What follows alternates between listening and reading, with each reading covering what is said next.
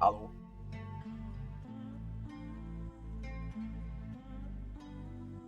Is happening.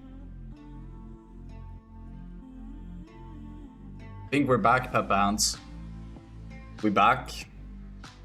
I don't know what happened. My the entire production crew just went down. We were being pushed with a ransomware attack from apparently the production manager had installed Fogipack, and apparently it popped up in the middle of the screen, main raid, that he had to pay to unlock his game again. But he's now paid Fogi, so now he's back to playing and we are online again. So happy for that. Nice to be back. Fucking bloatware. Let's see here. Does this work? Kinda. I think we're back without an issue, right? This seems fine. I think we're back. Not sure what happened.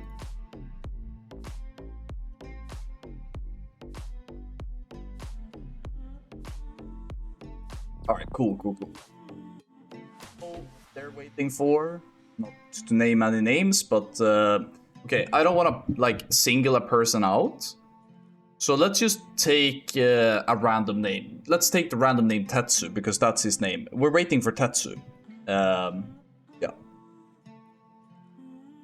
Let's see here. How's it going? Over at Nota, they're about to start Ruby Sanctum number 2. All good. Nothing special here. Alright.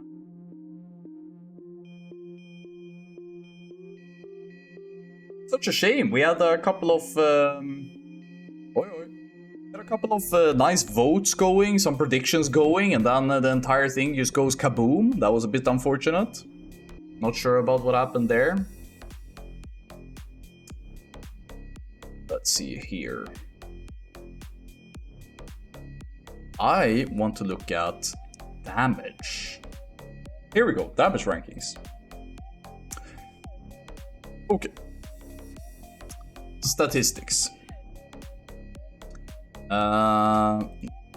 That's fine. Over the last 2 weeks, that's fine. That's the only time we've had this. Let's go 95th percentile. Okay. So this is across all bosses. I would like to see some specific ones. And I'm particularly interested to see how Sindragosa damage is looking right now. Yes, so apparently Marksmanship Hunter is kind of popping off. Not sure how or why they're better than Survival. Maybe Survival struggles with their traps. But Hunters are obviously just so far ahead of everyone. Fire Mage, Feral Druid, that's what people are mostly playing. Let's just go over it tit for tat. Warrior, really good front-loaded cleave on the spikes. You free people faster, you do a lot of damage to the spikes, really good on that fight. Unholy DK, surprisingly strong here. Blood DK, surprisingly strong. More powerful than Enna Shaman and Frost Death Knight in this case. Interesting. I know that's what the Sims were showing early on, but I didn't think this was gonna already be showing. Lady Deathwhisper, I think this is a good Enna fight. Okay. We're getting there. Warrior is just so good though. Ret, Warrior, parsing, hitting on their friends of course. Padding. Hunters keep being relevant. Hunters staying relevant, but quite the surprisingly strong performance by Seal of Command here actually on Sourfang. Not sure how important that damage is though. Festergut, Hunter keeps being really high. Hunter really high.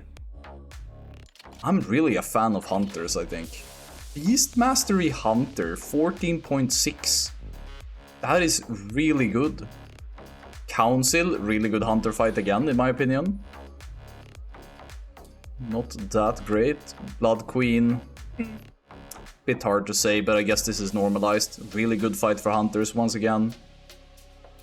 I think right now most guilds are running 2 Hunters.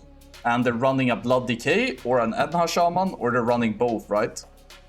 I think if your guild is having a lot of really good Hunter players, I think it's a mistake to put those hunter players on maybe other classes just to force some meta. I think playing triple hunter or even 4 hunters is really good right now. I really think it's competitive, actually.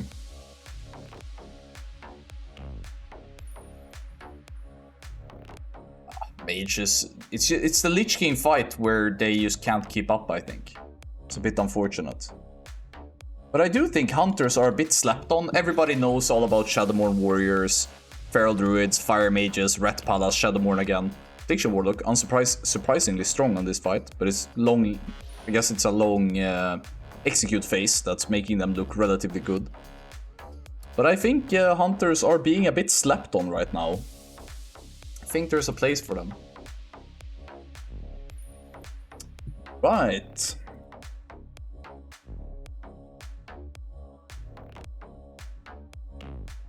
Let's see here. Do we have any other? This is the warrior POV. Oh, let's go over and see. Looks like Numen is ready to start now. Oh, psych. Just kidding. Turning in rotting hearts. Psych. Back to the desk.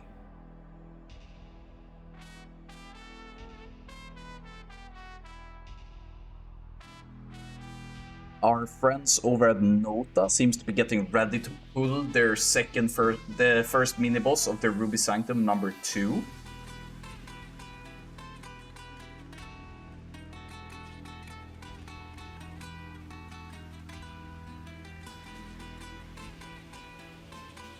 I think I am at a bit of their...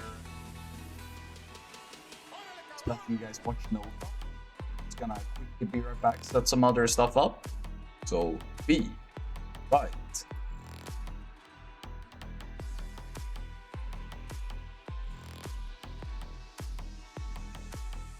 What's going on with the mic? Can you hear me now? I just said that I'm just gonna take a second here to fix some other stuff.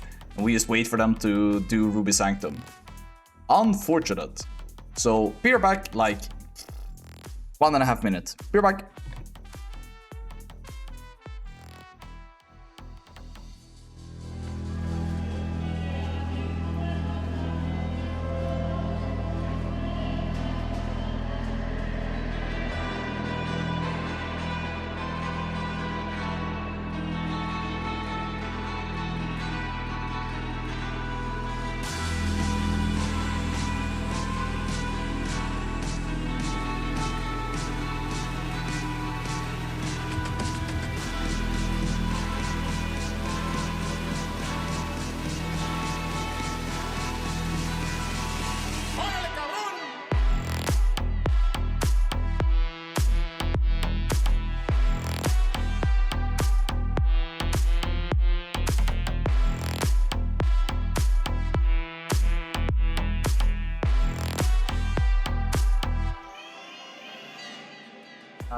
And I'm back. Sorry, I'm gonna switch back to the desk again. Just keep this rolling here for a bit. I saw some question in the chat. If anybody knows if NOTA is doing 2 teams. Both Numen and NOTA is sending 2 runs tonight. They have both saved their runs for Tuesday. In a way, it's the best day to do the run, because it's Wednesday, you've used the entire week to get gear. But at the other hand, I don't think gear is that much of a deciding factor nowadays. So there is an argument to be made to run a speedrun on a Tuesday, like guilds are doing now, and then you go again on Wednesday or Thursday. That way, you only get like 1 or 2 days of downtime between your speedruns. Because right now, you get 6 to 7 days of downtime between your speedruns. So the mistakes you did and stuff you did, that stuff kinda goes out. For example, I do 2 speedruns per week, but I do 8 ICCs. So if I do 2 speedruns on a Wednesday, and then I play 6 more ICCs that are just slow, normal, long pull timers, then by the time it's about to go speedrun again, since I play Shaman so much, I'm a bit out of it. So I'm a big proponent of sending speedruns not back to back to back to back, but just a short window in between, especially now the gear. I think almost all of the top guilds have full bis almost on all of their characters, except for maybe Ruby Sanctum gear, which it would be amazing if people already had. So I'm a big fan of Tuesday, Thursday speedrun raiding. I think those are the best. Okay, let's see here. Casino says, especially when half the raid gets fried on SOD for the rest of the week. Yeah, I'm not really sure if SOD is that much of a problem in a guild like Progress and Numen and Nota. I don't think so. Bear says, what do you think about shamans in SOD? I have no idea. I haven't read any of the patch notes. I don't keep up with SOD. Not really interested. I'm very thankful for all of you that play Season of Discovery that is beta testing the game. And then when you guys hit level 60, they will probably re-announce the relaunch of the game as Classic Plus. And then I can come and play. And you guys have already fixed all of the bullshit, so I don't have to. So thank you guys for playing Season of Discovery, so I don't have to. Rukuku says, hello there. Oh. It's a fellow guildie of mine. Good.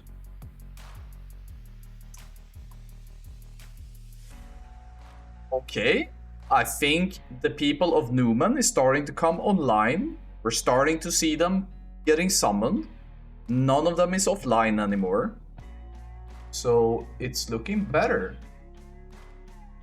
Pharrell just wrote that they're gonna go soon, so we will definitely be heading over. And I saw the vote earlier that you guys wanted to see a Feral POV, so I deliver. I think we should be getting fairly close to pulling here. How are you guys liking the outfit today? Usually I've always had issues tying my own ties. Usually when you go on YouTube and you YouTube how to tie a tie, I just look there and I get confused and I completely fuck it up. So today I did something new. I just looked at a tie knot and I closed my eyes and I just made it. Because I don't know what it is, but I'm so bad at copying what I see when somebody is like making stuff with their hands. But if I just look at a tie knot and I'm like, I think I got it. And I think it worked out.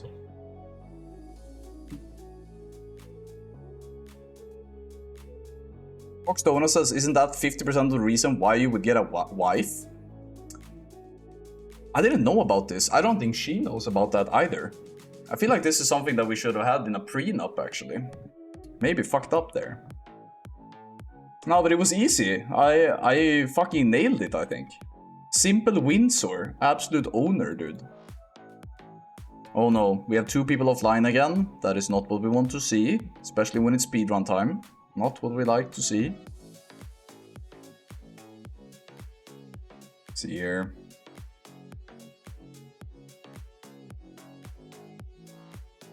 I feel a bit falsely advertised when people told me we're starting at 7. I'm like, alright, I guess I will be online entertaining everyone for half an hour until you start then. God damn it, dude.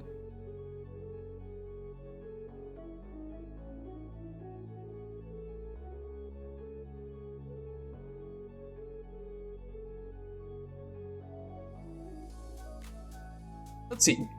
Sheko says, thoughts for this comp, Numen? Let's see. They're running Blood Decay, Protpala. I think both guilds are running this exact comp. My guild doesn't run a Protpala at all. And then they run 4 Feral Druids and a Moonkin, I would imagine. Resto Shaman, that's probably gonna be Elemental sometimes. Probably.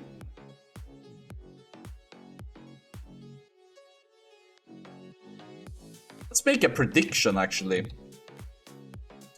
Who has the record at the end of the evening? 82% are betting on Nota, whereas 18% are betting on Numen. We're gonna run that shit back, actually, because I missed that. I didn't advertise that prediction. Delete and return points. good job, everybody. Now you get the chance again. Let's see. At the end of the night, who will be king of... Who has record?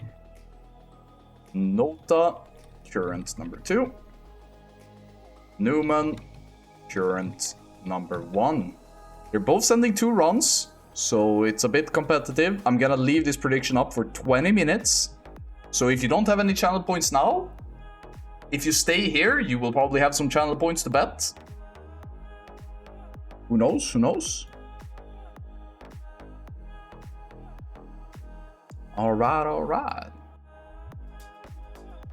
Swedes can't bet? No, apparently it's morally bankrupt in Sweden to bet channel points. It's okay to go to the horse track and throw all your money away, but it's not okay to be above the age of 18 and bet channel points on Twitch. It's just too much.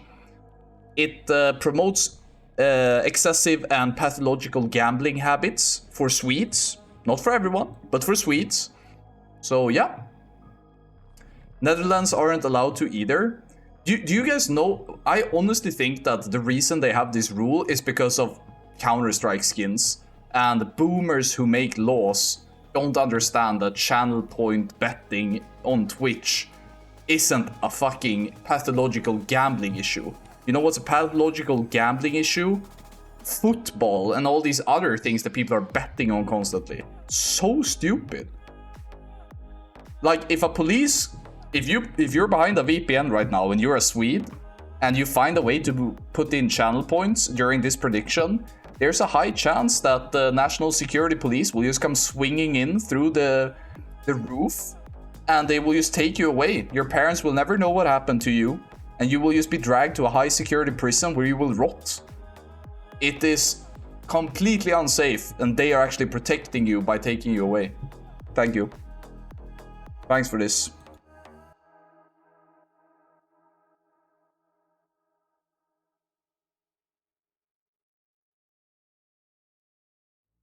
Okay, we only have one guy offline right now. Not too bad. It's going in the right direction.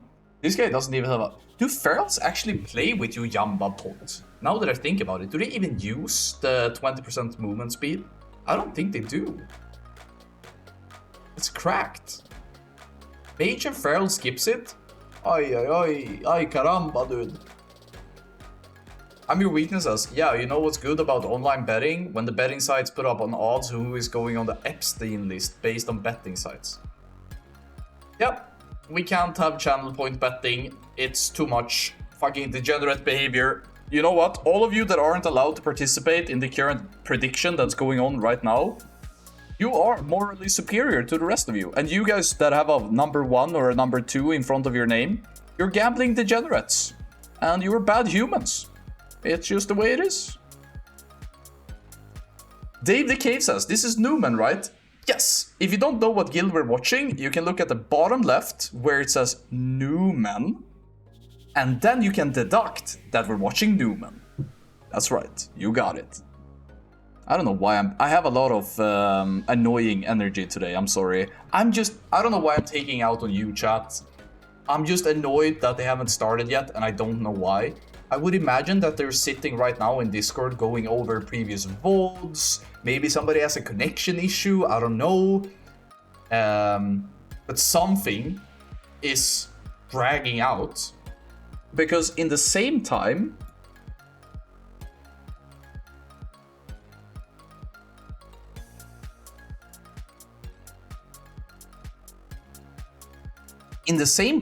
Nota has managed to do two splits of Ruby Sanctum. If they kill it here, of course. Nusi says, who are these new men? Well, I can give you a quick biology lesson here. The cradle of society and mankind comes from Central Africa. Early on, there were several humanoid creatures that wandered planet Earth. Neanderthals, Homo erectus. However, we came out on top. Did we come out on top? We were more intelligent than Neanderthals? A more modern way of looking at it, if you're an anthropologist, is that Neanderthals also had culture, raiding teams, spreadsheets, Neanderthals were also playing World of Warcraft. They were never fully extinct like we thought they were. However, Homo erectus came out on top. However, there's one special breed of humanoids that are still playing this game, and scientists like to call these people new men, as if they are a new species playing Warcraft Classic.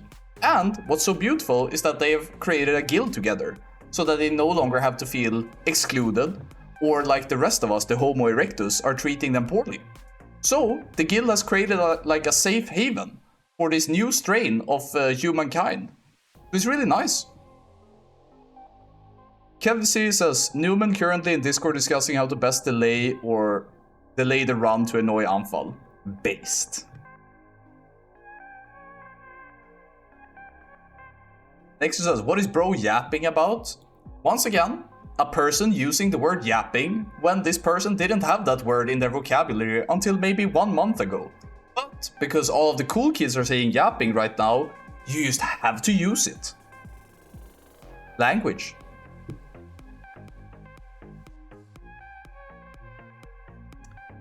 This is probably gonna be a kill though. Guys, if you aren't using yapping in your repertoire right now, you need to invest right now. If you feel like your peers aren't respecting you enough, you need to start using the term yapping. Whenever somebody says anything, they are yapping. People think you're cool, you're a bit like putting yourself above them. It's just what the cool kids are saying right now. And, by my estimate, 1 month from now, the term is gonna be dead. Because people are already getting kinda tired of it. Because it's being misused, just like poggers and kroggers and all these other cool words. Right now, Nyson TV is using the term perfectly as an example for the rest of the class. Right now, Anfal is yapping about yapping. That's like a double positive use of the word. Very nice. It looks like the second Ruby Sanctum split is about to end. Nice, nice, nice. I think that might mean that we're able to get Thompson on the line again. Let me just see if we can manage to do so. Give me 1 minute here real quick.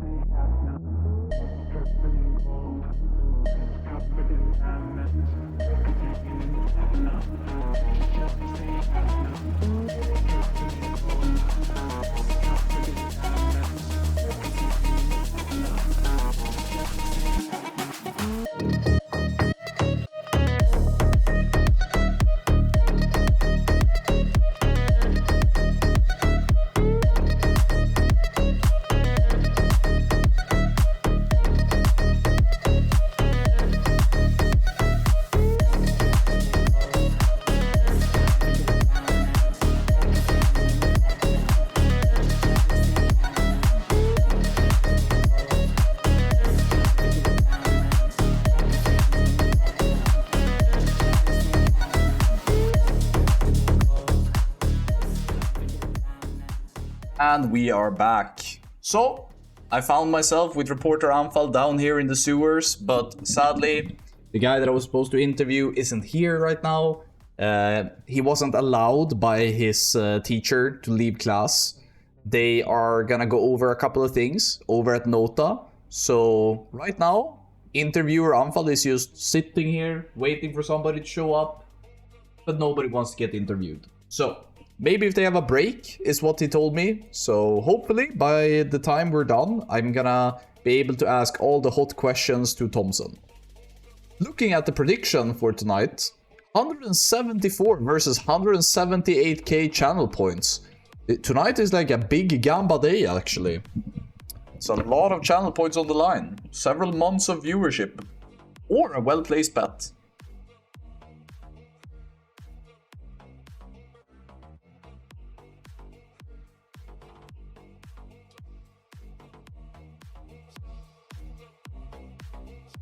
Let's see.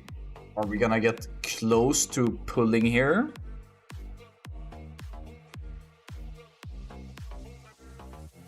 I think everybody's online. No, one guy is offline still over at Numen. I think we might have more people coming online over at... Definitely, more people are coming online. We have several POVs. We have Feral. We have... What is this? Hunter. We have Feral. Holy Pala. Is this Demo or Affliction Warlock? Is this Affliction Warlock POV? Based.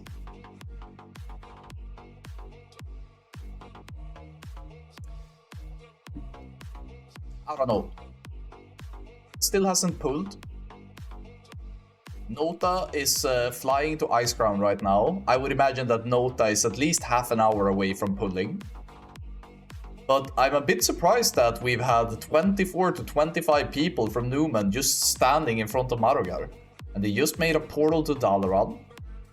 One guy just left. He forgot something. Unlucky. So we should be getting ready here to see some nasty pulling. But taken out of context, that sounds really, really bad actually. I mean, fast pulls in ICC. Pesina says, the only thing holding Affliction back is short range today. Oh, we have Guys, I clicked that ready check faster than the Raiders of Numen, dude. I was so fast.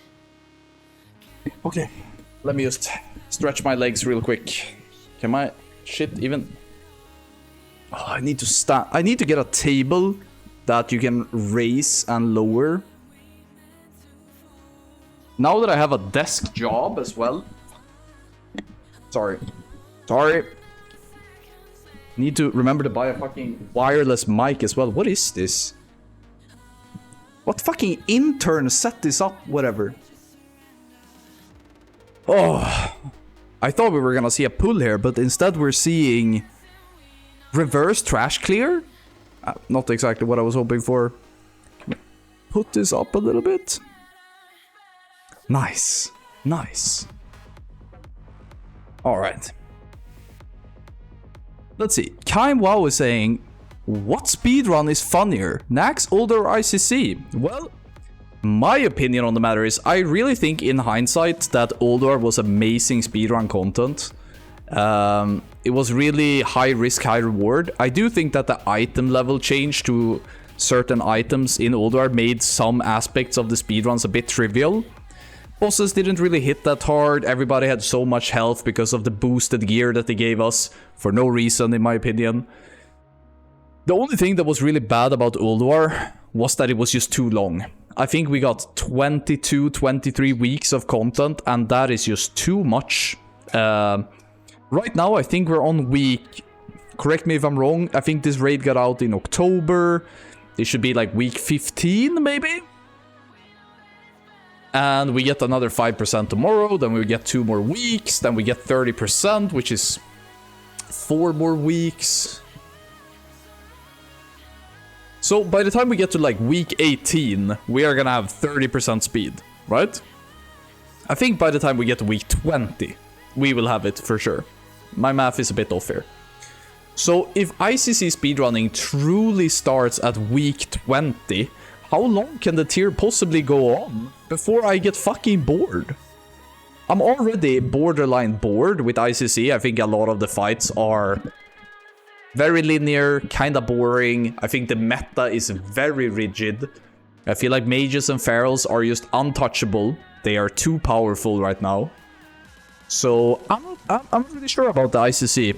It's possible the ICC is gonna last, I don't know, 40 weeks. And if that's true, I don't know if guilds are gonna be able to send competitive speedruns every week for 40 weeks straight. It's a big ask. That's my wife. Weird flex. So, in my opinion, Oldor was the peak. Naxxramas was bullshit. The reason why Naxxramas was bullshit was mainly because of Hagan's start was really, really bad. It was extremely toxic. Tier 9 didn't have a speedrunning, so that was really problematic. So yeah. I don't know, 20 more weeks of this. Can't really say I'm overly excited. Show a wife? Poggers? What the fuck? You're starting? We actually have a pull timer, boys. Okay.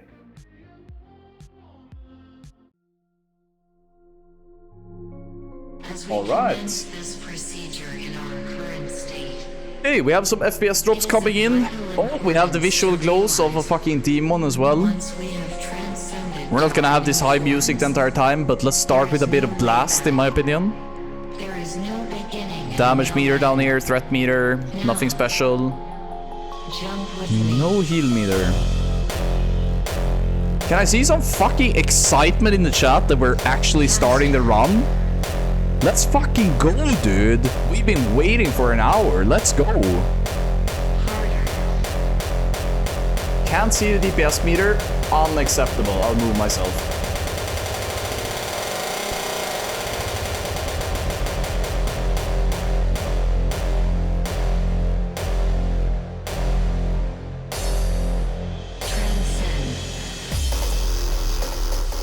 This is a really fucking fast kill, actually.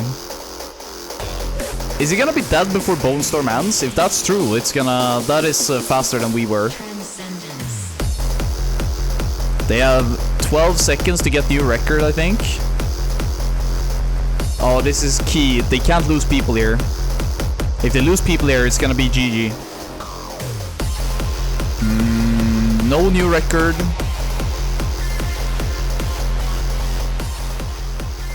We see rocket boots coming out. That's perfect. That means it's gonna be back up after Lady Deathwhisper dies. Innovates going out. I think I didn't see if he sent the innovates before the boss died, which is what you would like to do, ideally. Let's see some swiping here. Does he use any CDs? No. Oh my god. Oh my god. We're getting griefed, boys. We're getting griefed. Production, save me. We're back. We're back. Warrior POV, dude. Fuck, I'm sitting. Thank you, production. That was really clean. Effortlessly moved, actually. Let's see here. I'm really curious to see how he's gonna do his cyclones. If it's gonna be clean or not. Push. Where is the warrior fear? Has he used his fear? He's used wreck. Where is his fear? Has he used it? Oh, he gets MC'd! He got cloned hella fast though. That was good. He has used it. Nice. Is he the only guy? No, that's two more. Okay, perfect. Two people. He goes in a bit low on health, but that's fine. Gets topped up. 3 ghosts are out. They're gonna disperse soon. No explosions. I think 1 explosion might have happened. Other than that, was pretty good job. Manual explosion. I like it. Manual grenade. Oh, that's a melee ghost. It's fine. They don't have an enhancement. Everybody's alive. It's okay. MCs. Good clone. Alright, good. That was fast. That was really good. Good cloning. Double explosion in melee. Almost lost a priest somehow. Everybody's alive still. That's good. I don't see a timer anywhere on this guy's screen though. We're probably gonna be jump a bit back and forth. Explosion in caster. That's nice. They've been getting pretty good ghosts here. It's been really good for them actually. Another really good ghost. 1 in melee, but it goes for range. They're so safe. Melee ghost. Just 1 though. Doesn't matter. Doesn't fucking matter. Really clean. I think they are gonna kill it before the next ghosts. The next ghost could be deciding whether or not this could be a new PB. If they lose a lot of people here, it's gonna be really hard. Let's see. Ghosts. Careful. It's fine. Let's jump back. Oh my god, he's still sending it, dude. He has old school timer. No weak aura for performance reasons. Sure, buddy. Guys, if you're able to find a Numen player that has the actual splits on the... The thing is that it's not that bad. Dying on this trash is completely irrelevant because these mobs don't have to die fast. They don't. So dying here is bad, obviously. But you will drop combat. You can get all of your shit back up. The only thing he loses would be a Yuyamba elixir, but he's not using it anyway. So dying there, bad. Does it matter? No, because the player is a warrior. It doesn't matter. The things that can happen here is that you can have the people rushing the ship. You see the combat timer up there is that they've already started gunship. Those people, if they die, then it's really bad. But a warrior dying here doesn't matter. Doesn't fucking matter.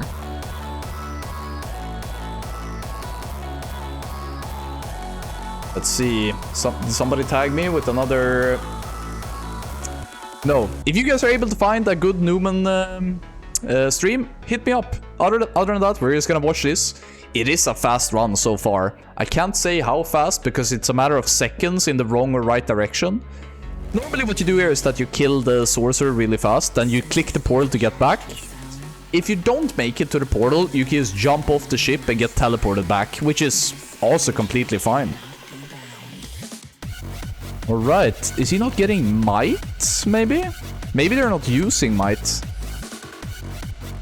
No, the paladin is probably inside one of the cannons. He has a timer next to his webcam. Yeah, but that timer doesn't have splits or anything, so it's a bit hard for me to... it's a bit hard for me to work with that timer, Marcus. But yeah, thank you. I appreciate it. Foji getting PI. So... how fast you kill this mage is sort of irrelevant in the great scheme of things. It doesn't make the next mage spawn faster. It doesn't make the enemy ship die faster. You just have to kill it before the distract breaks. So totally sugging it is whatever. You can do it, it's safe, it's fine, but it doesn't really make the fight faster. What does make this fight faster is having people that play the cannons to be really, really fast with pushing their buttons. What some people use is that they use an unlocked mouse scroll. So instead of pushing like 1, 1, 2, they're just hard scrolling to send their abilities. Other people have other solutions. It's a bit lame that people have to use these kind of tools, but yeah.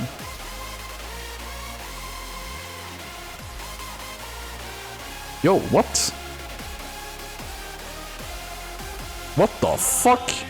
This guy is stuck on Lady Deathwhisper? Okay.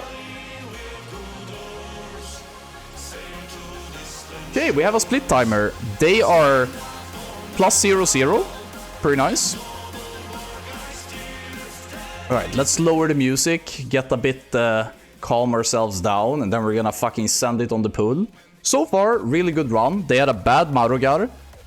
Clean, really clean Deathwhisper. You can see that they caught up 4 seconds to their PB. And right now they're +0-0.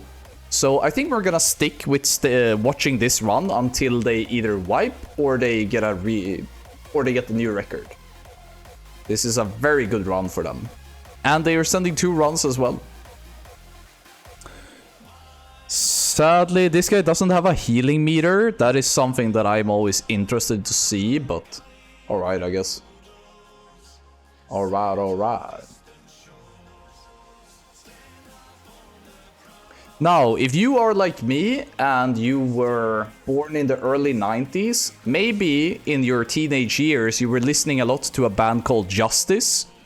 I just wanted to say that Justice is making a new album, and this is one of the songs that's coming, and I just want to play their song because it's such a blast.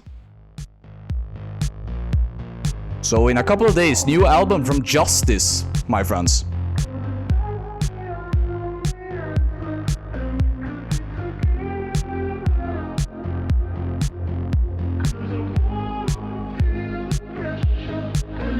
Completely uninteresting fight, by the way.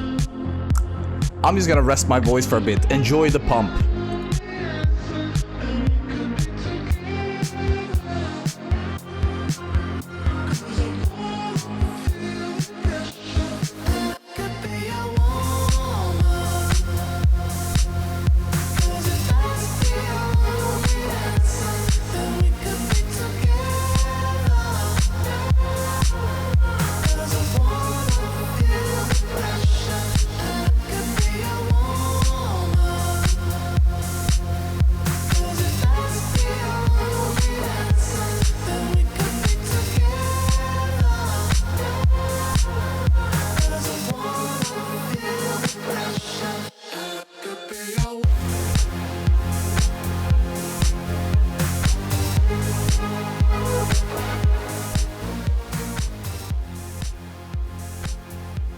All right.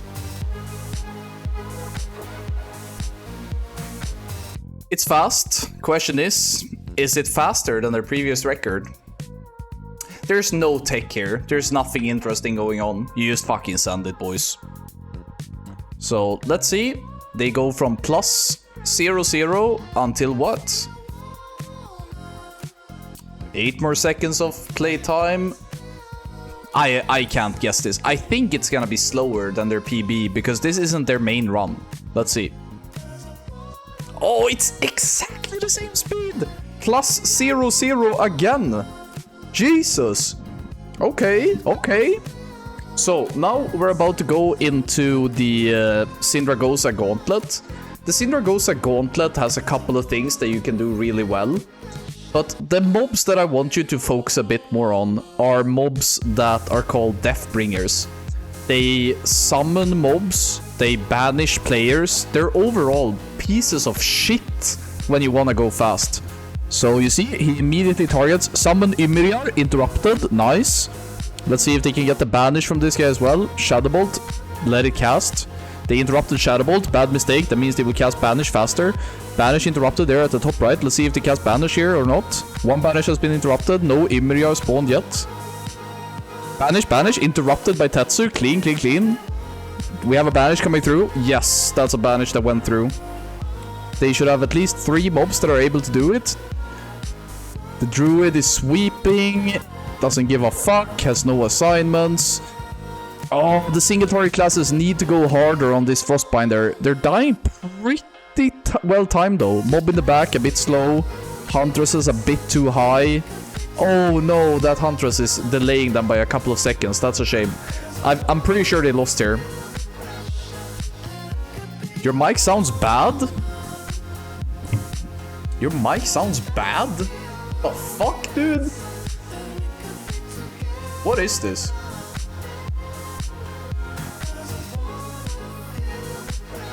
I don't know, there's nothing I can do about it now. If you can hear me, that's fine. If you can hear me, that's all I need. I'm not gonna get into that at all. So, let's see, they have a couple of people respecking here. That guy just popped a spell power flask and went resto, I think. Now, I have actually been thinking about this. If all of your DPS go healing here to heal Dreamwalker faster, how much time are you losing to killing Svalna slower? The answer is you can do the math on this. I don't know. But if you lose like 4 or 5 DPS players that could do 10 to 15k DPS because they want to heal on Dreamwalker, how much value is that really? Food for thought, I think. Anyway, we still don't have any healing meters. It's kind of uninteresting. It's just gonna be Holy Palace just owning. DBW, really good healing trinket. Watch him proc the haste here though. DBW haste, bro. Let's see here. Sending his hots on the boss. Portal should be coming up. They are a bit spread out. Covering most of the field. Pre-positioning by the portals, that's nice. Let's see when they go inside if they just immediately rush to the Paladin. Portals opening. We have a little circle Durkle. Kind of weird champ. Yo! Okay.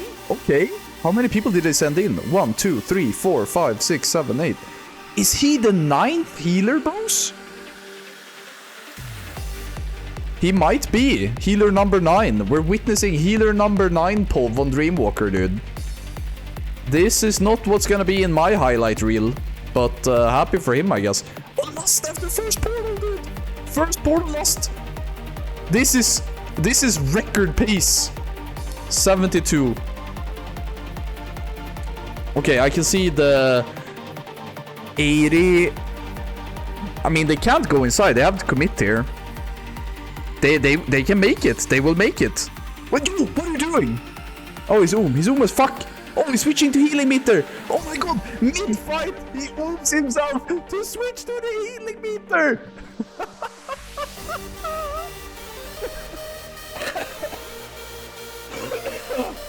Sorry. Ah, it's fast as fuck. It's so fast. Good job.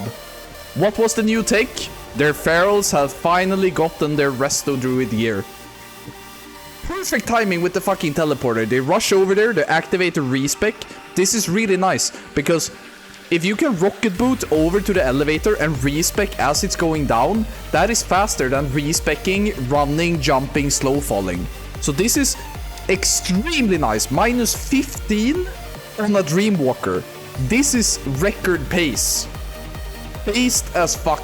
And the only thing they did was have all their feral druids have Resto Druid gear. And one of them even have DBW equipped and went and he started the fucking healing meters, and now he's stuck on the healing meters, so now we can't see the damage meters, but he hasn't figured that out yet. God fucking damn it, dude. Maybe not the streaming career that he was hoping for. Oh, we're back, boys, we're back. He's still using the healing trinket. Oh no, he's using healing gear. Did he only respec, but did he forgot? Oh no. Disaster. Guys, we need to see if he has 30k health. He's in full spirit gear. It's possible, right? We're witnessing feral DPS. Okay, what's his name again? T-Dev. He's not even in top 10, dude. He must have figured it out. They're still really fast. He needs to drop combat here. He will drop combat when both of the dragons die, but being one of the main DPSers and being stuck in bad gear is so bad. Swap. Ah, fuck. He could have swapped there. He was out of combat for like a millisecond there. Alright. All the whelps are gathered. Really fucking clean. They send an arcane bomb to prevent the casting. Okay. This is clean. Okay. Hit the Drake. Thank you. Ignore the handlers. The handlers are... The only thing with the handlers is that they need to be dead when these drakes die, so you guarantee to drop combat. Because there are possibly a couple of people that need to respec and shit. He still doesn't know that he's stuck in spirit gear. God fucking damn it, dude. But... The thing is that even if he knows, he can't do anything right now. He needs for these drakes to die and the handlers to die, and then he can swap. I think he knows. He's just stuck. Now we figured it out. Is he gonna do the, you know, the autistic anger shakes that people do when they get mad, when they can't speak? When you do the, you know this with your mouse? The stat autistic anger noises? Yes, he just did. Perfect. Oh my god, he needs to... Please. Oh my god, he's clicking it. He's checking. Oh, he's doing the autistic anger. Oh my god, there's so much. He's doing the autistic anger expression. Okay, here we go. Do they last on pull? Yes. Does it look like the shaman is... They have a Resto Druid there in the back. And Holy Priest, possibly. I think it's a Disc Priest who's doing Prayer of Healing. And then you have... I'm wondering if there is a Heal Hands there, or if he is actually Resto Shaman. I can't figure it out. I don't know. Healing seems really fine, though.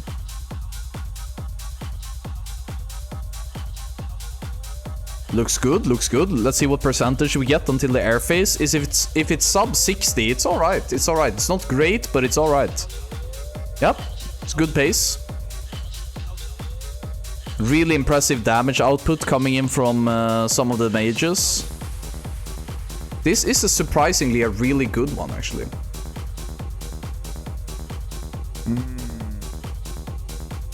Okay, I think they're fine.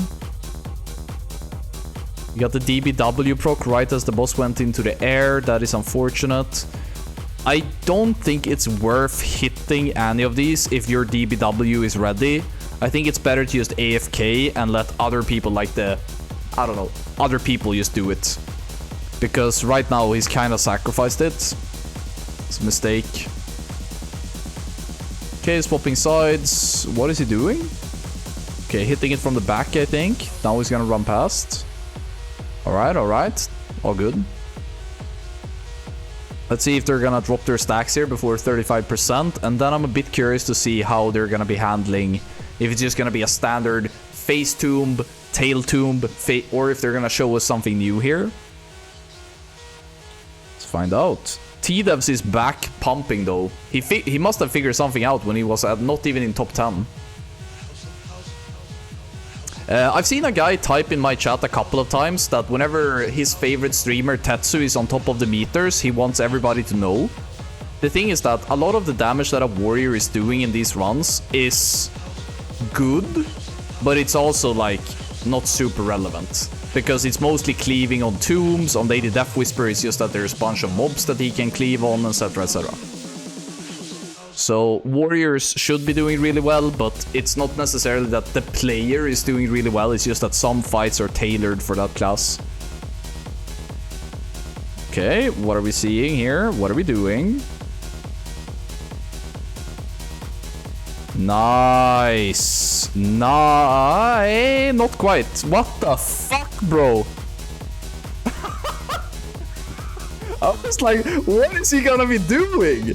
I was like, okay, is this tech? And I was like, okay, he's gonna stay in, run out on the perfect reset. But then he rushed back in when he was gonna get another unstable magic. And he dies to blistering. Like, my guy is super fucking tilted after the spirit gear in the gauntlet. Minus 14, okay. I honestly think that second is because he died. No cap. I think if he would have played in normal gear, they would be ahead now.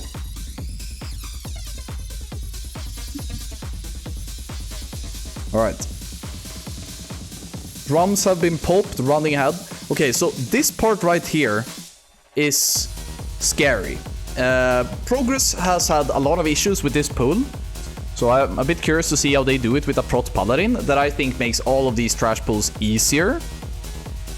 Gathering the mobs, focusing high health mobs, switching to the horror, that's fine.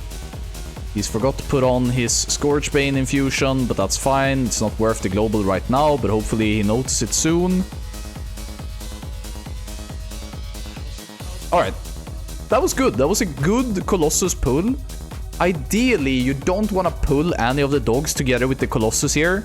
You would like for the Colossus to have done his stomp, and then you can pull the dog. Ideally. But you can also fucking send it and just, like, that's the stun, perfect. That's the, okay, perfect, good. So they finish off the Colossus, they go on Stinky. Now, it's really dangerous to pull Stinky together with the other dog. Because if you have the constant AoE damage of Stinky together with double decimates, first one, everybody's fine. Now, they're gonna get one more decimate from Precious, and that is the most dangerous decimate in here. Can they kill Stinky before that? Yes! Okay, so they only got one decimate from Stinky. That is exactly what you want. You don't want to have the Stinky up all the time when Precious does her. But that's really good. Really clean gauntlet so far. I don't think anybody's gonna die here. Okay, okay. Did they get the scientists here as well? They did. Yeah, he's clicking his draught. That's nice. Oh no, they got the zombies. Oh no. Okay, there goes the pre-pot. No pre-pot is happening. It's not that bad though. It's fine. You can just pot during Festergut. And then you get pot back during Rotface. That's completely fine. Flesh Reaper coming in. All of the zombies coming in. The zombies aren't dangerous. The reason why they are unfortunate to get is because of the prolonged combat before pulling Festergut. Okay, okay. This is a bit of a messy pull right here. I don't see a lot of padding on the zombies, which is good, I think. Let's see here. I'm a bit unsure if they're gonna kill it before they get the inhaled blight. Not the inhaled blight, but what is it called? The explosion. So right now at 20%, you can kill Festergut before he does his explosion. But you need to have lost, you need to have a clean pull. And I don't think they managed to do that. So if they manage to kill this guy, before he does his explosion, we can use that as a benchmark to say, yeah, these guys have a lot of DPS. Dreamy says, with Prot Pala you can use solo tank this? No. Yes, but it's probably better to put at least some of the stacks on your tanks and just let your tanks DPS. Just bopping up the stacks is not worth it. So, many guilds use a Feral as the beginner tank to get a couple of stacks, for instance. So I don't think you want to get out of that. Okay, let's see. I think they might kill it before. That would be fast.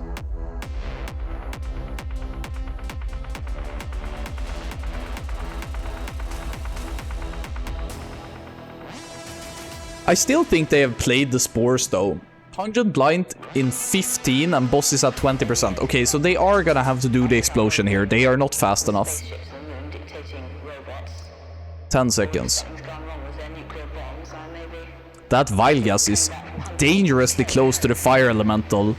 The thing is that Fire Elemental standing on the left leg of the boss and the mage there was almost close enough to spread the Vile Gas to the melee camp, and that would have been run over.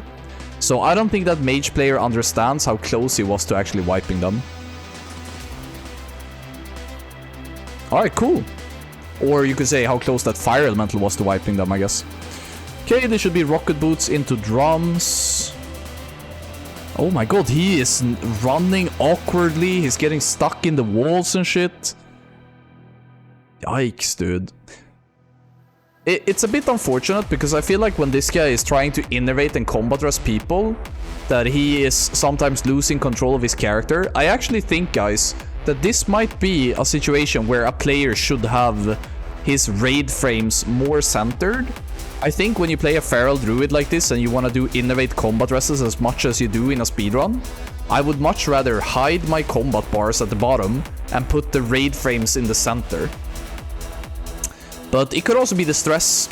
It's very easy for a player if you've had a bad start of the run, you know, he got stuck in his spirit gear and shit, that he is now he's stressing out a little bit. He should just be calm and just think to himself, okay, today is not my day. If I just do my job now, we're still gonna be fine.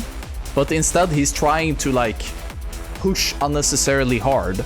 I think this is something that a lot of speedrunning players and people that are playing games competitively can relate to. Okay, let's see here. 16 seconds ahead. It was a very clean gauntlet. That was nice. I think the pace that they're on is about the same as we were on in our speedrun before we wiped it in this gauntlet, actually. So they've already made it further than we did. Nice, nice, nice. So they are probably not gonna get any explosions here. You can see the Death Knight there on the outside just running around with the oozes. It's not, the boss is gonna die too fast to even cause an explosion here. The current world record is set also on 20%, so this is still 20%.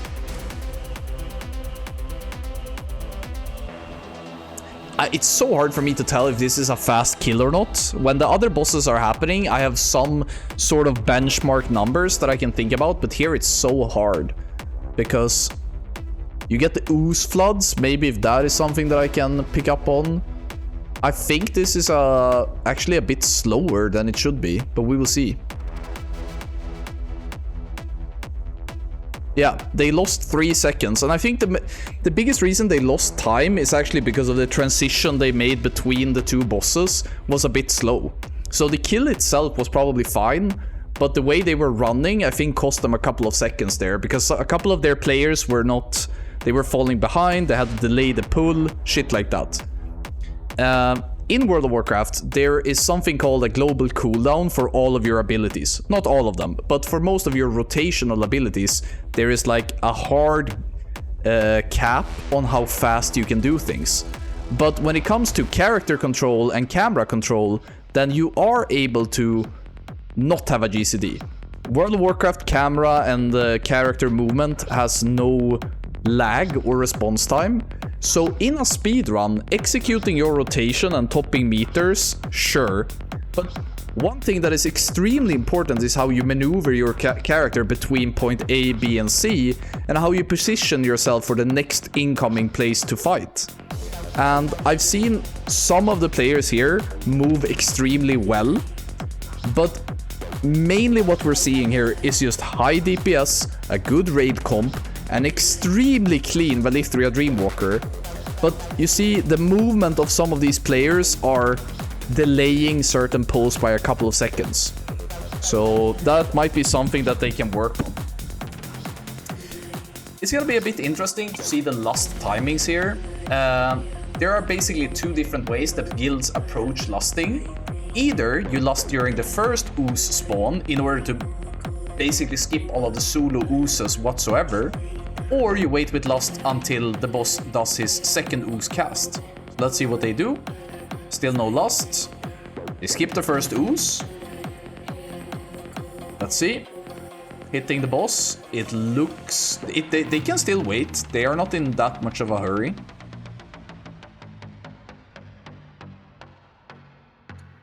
They are gonna be taking... You want to get hit by the explosion so that you can keep uptime on the boss. What is he doing? What is he doing? No! Okay. They're swapping off the boss and now they lost. This is really bad. Good knockback though. Good knockback getting back, but they lost a lot of DPS here. This is really disaster. He's requesting innovate. He's doing it. Add.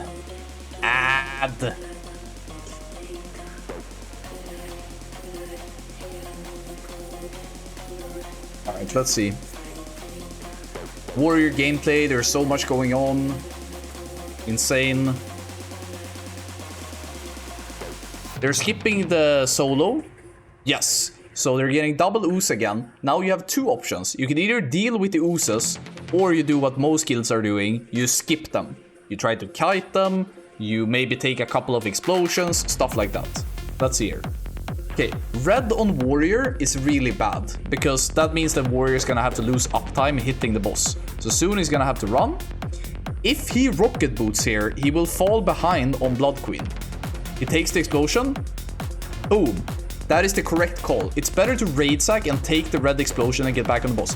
Bad green explosion. A lot of the melee got thrown to the sides there. They lost a lot of uptime on the boss. I feel like this is a very problematic Putricide. It's not horrible, but it's definitely not great. They've had a bit of bad RNG with the targets of the oozes, but there's also been a couple of misplays by the gamers. Okay, boss dies. Rocket boots. Good that he didn't use his rocket boots during the fight, but instead waited for D-sack, took the explosion, get back. That's how you should play it. If you're a melee player, you should not be kiting the red ooze. Just take the explosion like a fucking man. Drums have been popped. The rogue has used sprint. Maybe it's gonna be a blind pull on the noble to get the orb here, since the rogue is so far ahead. Normally is he gonna try to respec maybe? No, he goes stealth. Is he gonna be open cheap shots? TBC rocket boots. Oh my god, it's clutch. And if he does it. They didn't prevent it, but that's okay. The blinding didn't quite go as it was supposed to, but that's fine. They die so fast anyway, it doesn't matter.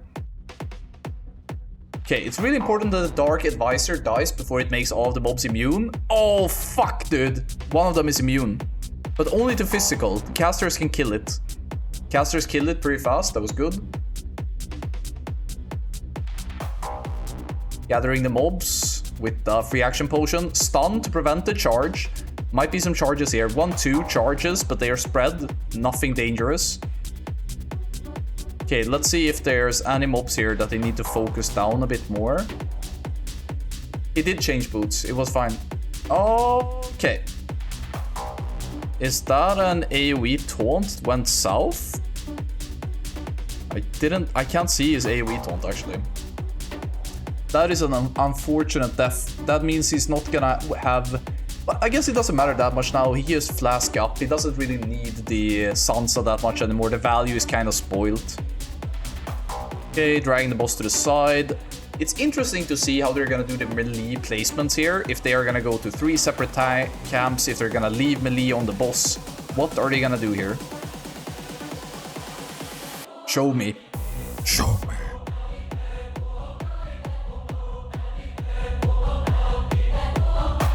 Open E on the boss. Charge. Charge. Nope.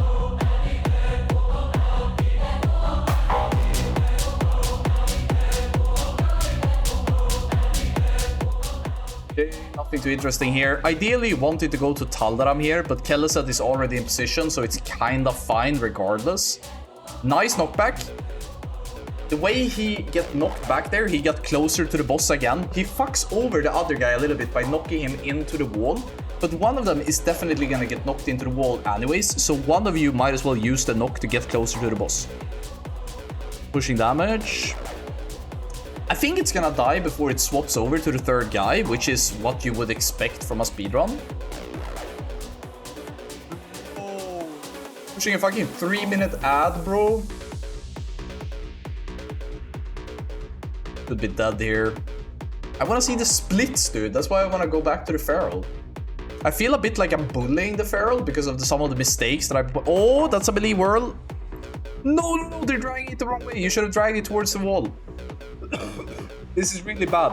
See how far they have to run now because the tank decided to pull away. If the tank would have just walked towards the door instead, that would have saved 2-3 seconds. And before we've been talking about 2-3 seconds. Well, what does that matter that much? It really does, because improving a boss kill with 2-3 seconds is really hard. But improving 2-3 seconds of movement is really easy when you're playing like this. So right there, the tank did a bad decision. It doesn't cost them the run. It can still be a world record because, let's be frank, getting a world record right now isn't super competitive yet. And NOTA is playing it really safe, really steady. I like it. They're doing well. Oh shit, this guy is fucking hard stuck in the past. Oh, what does the timer say? Minus... Is that a 20? Minus 21! And it wasn't even clean. I wonder what happened last time to them. Damn. Alright, let's go. We're witnessing a new world record, I believe. It would... I mean, we have seen runs lately fuck up on Lich King. I don't really think you can fuck up on Lanathel unless you're trying some really monka-ass low healer strat right now.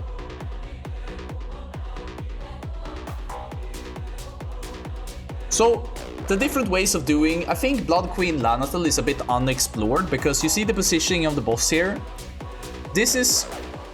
She is gonna run to the center of the room, fly up, come down in the center, and then you can drag her again and then she will die, right? I do think that there are different ways of positioning Blood Queen Lanathel right now that would result in higher raid DPS than the current positioning. But many of the top guilds just do what the other top guilds are doing. Nobody really wants to be the guy to try something new right now. But the positioning of the boss isn't optimal. When the boss dies, you are still stuck inside of Blood Queen's room. There's like a purple little spear that is keeping people inside for a little bit. And then after that, there's this thing on the floor that cracks and everybody falls down to run to Lich King. There are different ways to save time during this, but it's also it's a bit tricky.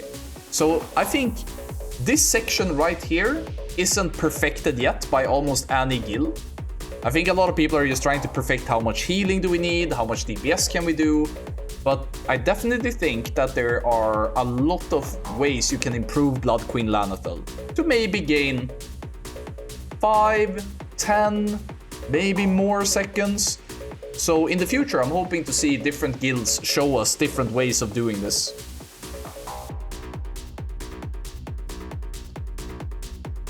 Okay, let's see here. Inside terror in 1 second. People chase after. And then she goes up into the air. He's feared. No DPS being done. No DPS being done. No DPS being done. He goes somewhere. He goes back. He wants to get bitten, I would think. He's running and just hitting. He's fucking GTA drive-bying people. I'm not really sure what he did. He didn't get bitten either, did he? He's back now. That was fucking weird as shit, if you ask me. What the fuck did I watch? He bit someone. Okay, that's what happened. Oh yeah, that's his debuff. Thank you, God. Thank God. I didn't see it on his UI. Okay, so he had to run to the opposite side of the room to bite someone. Since he was the bite, they got the first bite, the second bite. Okay. Keeping boss somewhat in the center. It's getting killed here. You can see the purple sphere at the left side of my screen almost. Let's see, I think this is a pretty good Blood Queen. From -21 to -18, they lost a little bit. Now we're waiting for the thing to come down. A mage is standing there, ready to blink, to fall down. It's done. Jump. Mage is in front. Is that a feral far in the front?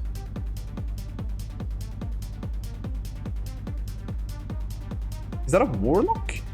I think a warlock managed to have a teleporter down and he was running, but he was barely faster than the mages and the ferals behind him anyway. It's so sad to see how fucking useless warlocks are right now. If you are a warlock right now, you're there to give spell power and health stones. I'm sorry, that's why you exist. That's it. Really says bad Valk movements cycle. Yeah, but mages can just ignore that with Invis. Class is just broken. Alright, so my guild has lost a speedrun on this boss on 20%. I'm not proud about it, but right now they are -18. They have one more run after this. They can take 0 risks right now and get an improved world record, which would feel really good and motivating for their players going into the second run, where they could take more risks. I think it would be a mistake to put a lot of ferals on Lich King during the transmission here, or a transition. I think taking unnecessarily risks with movement now and possibly losing DPS and losing whatever you have gained with combat rests or possibly even wiping would be a very poor way of approaching this fight. So I would suggest that they just do this safe and easy. Don't push anything here. And rather push it in the second run. That's my advice. Let's see, what do we got? So the first benchmark that you can use here to figure out, do these people have good DPS, is that nobody's lusting at the start of the pull anymore, because you need the lust for to do after the first room. But right now they have one horror up. If you have a lot of raid DPS, I'm talking a lot, you can probably push the boss before the second horror. But it's hard. You need to have really good gear, you need to have a very clean pull, you need to basically have the plagues go on tanks and healers so you don't lose any DPS on any player while running. So you can see the next Shambling Horror, 13 seconds away. We have a plague there, bit slow, 3 more percent in 5 seconds. 5, 4, 3, 2, oh, it's so close. Shadow Trap. Shambling. Oh, they missed it with 0.7 seconds. Oh my god, that's a Shadow Trap! No! Run over, dude! Oh my god, they lost Shuksen. I don't know what he plays. They lost one guy dead. Combat rest him. I'm not sure what class they lost. That's really... Was it the Druid that they lost? Warrior. Okay, Warrior. Doesn't matter. Doesn't matter. They lost one more. Lost another guy? No, he combat rest that guy. I'm pretty sure I saw him rest that guy. Okay, the mage is back. The warrior is dead. Mage died. Oh my god, this is exactly what wasn't allowed to happen. They shouldn't have taken these risks. Okay. We're fine. I don't think this is gonna make any difference. But I guess with bad Valkyrs now, it could actually become really nasty. They still have many combat rests. They're gonna miss one cleave on the Valks. Yeah. The ideal Valks now would be one healer, warlock every time, and hunter. That's the, like, hunter, warlock, one healer. If 2 healers go, then it's gonna be really sucky. Boss at 62%, that is fine. That's still good. Oh my god, they're falling behind on infests. You can see at the right above me, there, You can see that they're a bit struggling with Infest right now. They are stressed the fuck out. They got one Hunter. That's really good. Why did the Hunter come in and stack? What? Or did I see wrong? No, he didn't. I saw wrong. Hunter was playing on the outside. Thank fuck. Kinda Pepega the file. Lost a lot of DPS. That Valkyrie died too slow. Bit problematic. There's no way they lose 18-second lead on this, right? I don't know exactly how clean their old Lich King was. I don't think they... As long as they kill it after only one room, it's gonna be fine. The reason why the Defile isn't graced is because the melee player had to use rocket boots, and you would like to have rocket boots during this transition right here. The Defile is ready. You don't want to rocket boots here. Move. Pre-move. Good blink. Okay, so boss damage is fine. Cleaving looks fine. They are super behind compared to us. I think our boss damage was way higher in our runs. This is I think this is a slow Lich King. We had to stop DPS on Lich King, kinda. Oh, this is a disaster. Don't get this Defile. Okay, rocket boots after, keep hitting. This damage is super important. Does he have beacon? I can't see. He's staying in, I think. He should have a beacon. Yeah, he has beacon and sacred shield. Okay, cool. They're doing one feral inside. So many guilds are attempting to do double feral inside, which is fine, but it's extremely hard to heal currently. So doing one feral, more easily done.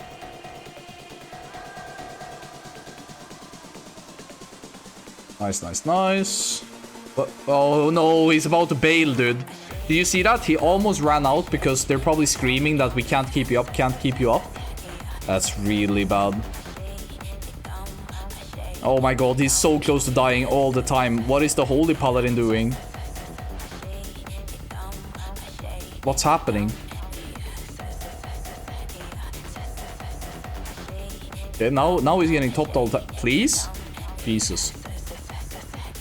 If you ever want to see a fucking trust exercise in ICC, being this feral player is actually a trust exercise. 30%. They're gonna get inside. I think they have done enough damage. I think this is gonna be enough to do it in one room, but it's not guaranteed. It's a bit monk-ass. 90% in one lost. I think it's doable. Alright.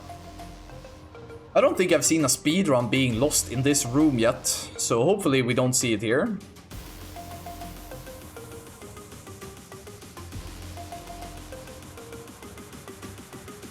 Fucking god, they are not taking the easy route at all, are they?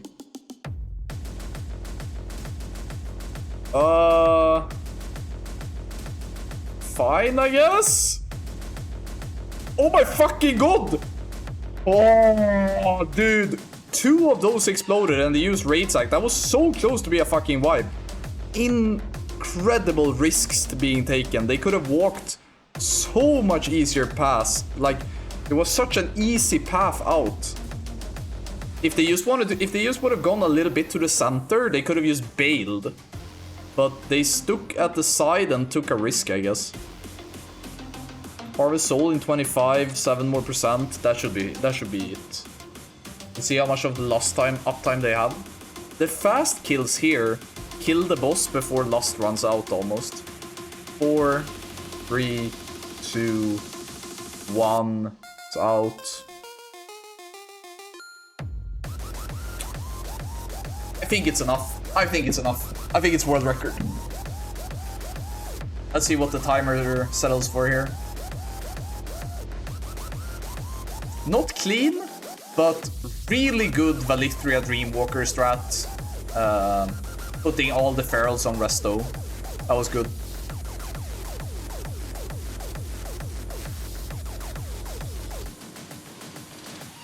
Is it gonna be the exact same?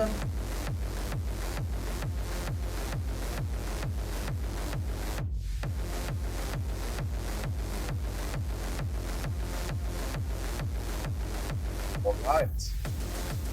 Well, I haven't started once yet. I am just taking a quick break here, just rest my voice, and you guys just enjoy the music and relax for a little bit. Take a minute, come back. They haven't put up a pull timer yet. You can see up here at the right that they have a timer going from the previous run, so they probably wiped on Marugar. That's why they're still missing people. So yeah, I'll be right back and catch you in a little bit. Alright, cool.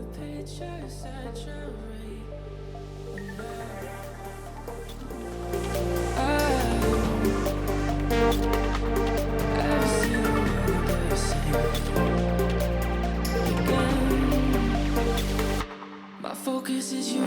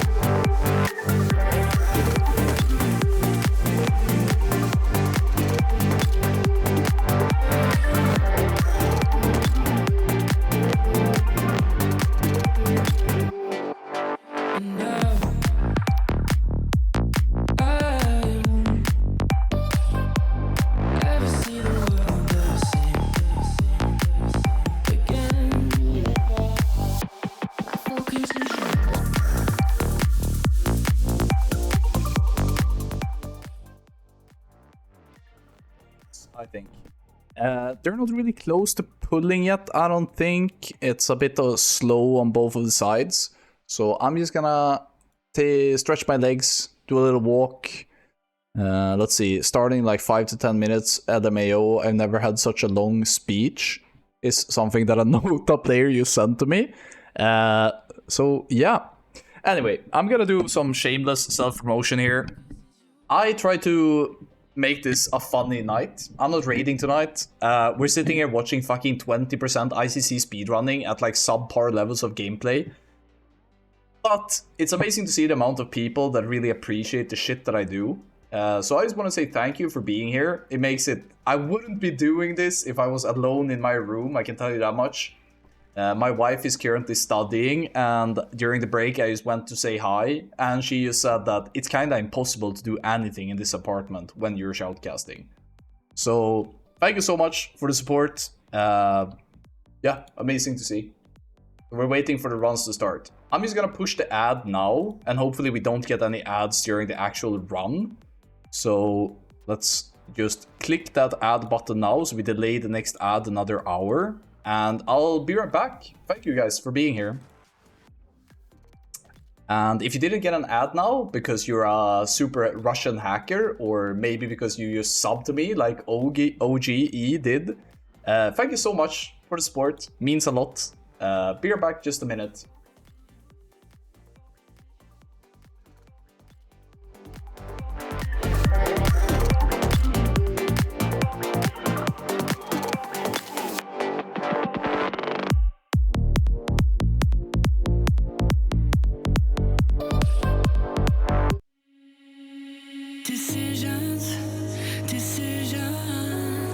We know what we need to know.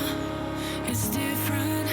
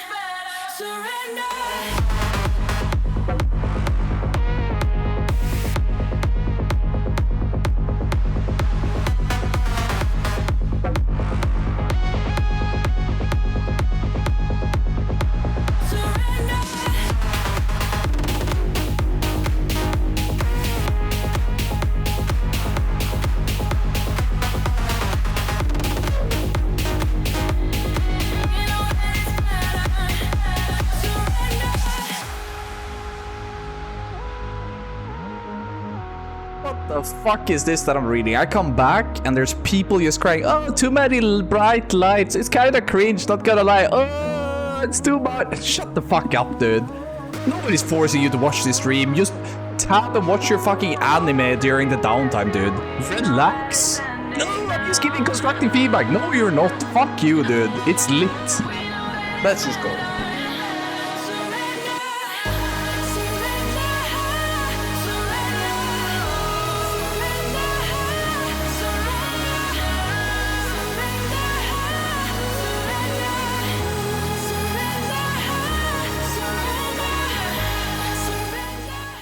I actually think we're about to have a pull timer.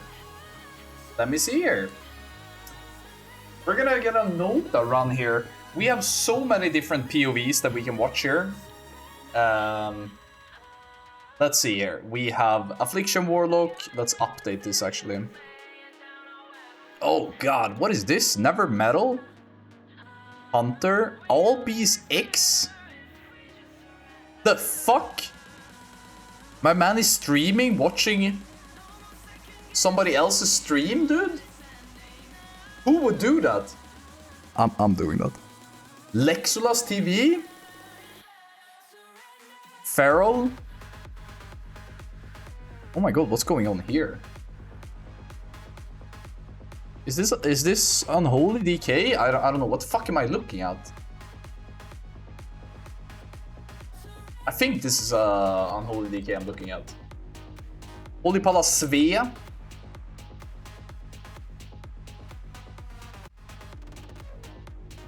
Thompson, everybody knows that. Take Note, Affliction Warlock.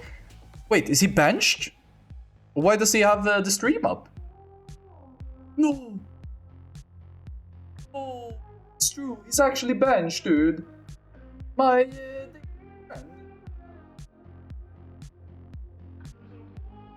Scandinavian accent. Let's not do that ever again, actually. Should we watch first? Do I have time for this? No, they're fucking sending it, dude. Let's just start safe, nice and slow. Type out in the chat which POV you would like for me to watch. I'll just switch up the playlist for a bit. See a lot of Feral, I see a little bit of Nord. Definitely gonna be watching that later. Feral. Is Hearthstone... No.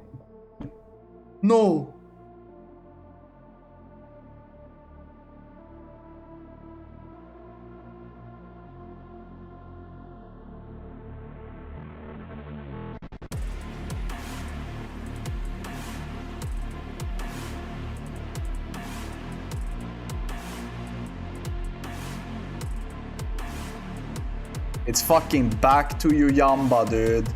Straight back. I knew I was ahead when I pulled this shit out. I knew today was gonna be one of those days when we had to pull out the helmet.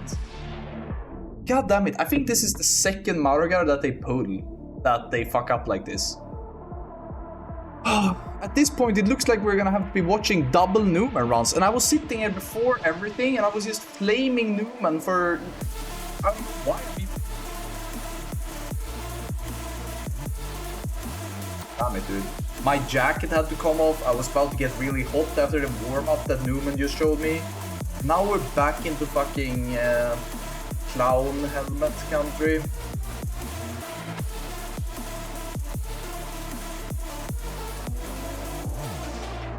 And it's just chilling. They're just sitting at Lich King doing nothing. You were muted for like 7 seconds there. Yeah, there's definitely something weird going on when I'm switching some of these scenes. But I'll make up for it. I'm kind of parsing right now. I'm talking a lot, right? So if I go quiet for 7 seconds, don't worry, you're not missing much. There's a high chance I will just repeat myself and get stun locked. Don't worry about it. Well, fuck. No run there, I guess. Let's see, Cab says, Numen did a 2-second improvement. Oh, it's such a shame, man. They did so well. They had a couple of mistakes with movement and some gear swaps and questionable priority on trash pulls mainly. But then it was just 15 seconds lost on Lich King. So sad, dude. Shadow Trap grief, but then also some player mistakes that are just too hard to come back from. That's a shame. Alright, so let's see. We're waiting for Numen. We're waiting for Nota. I think that's what's up. I think that's it. Thompson has 8 minutes sated. I'm gonna pull that up.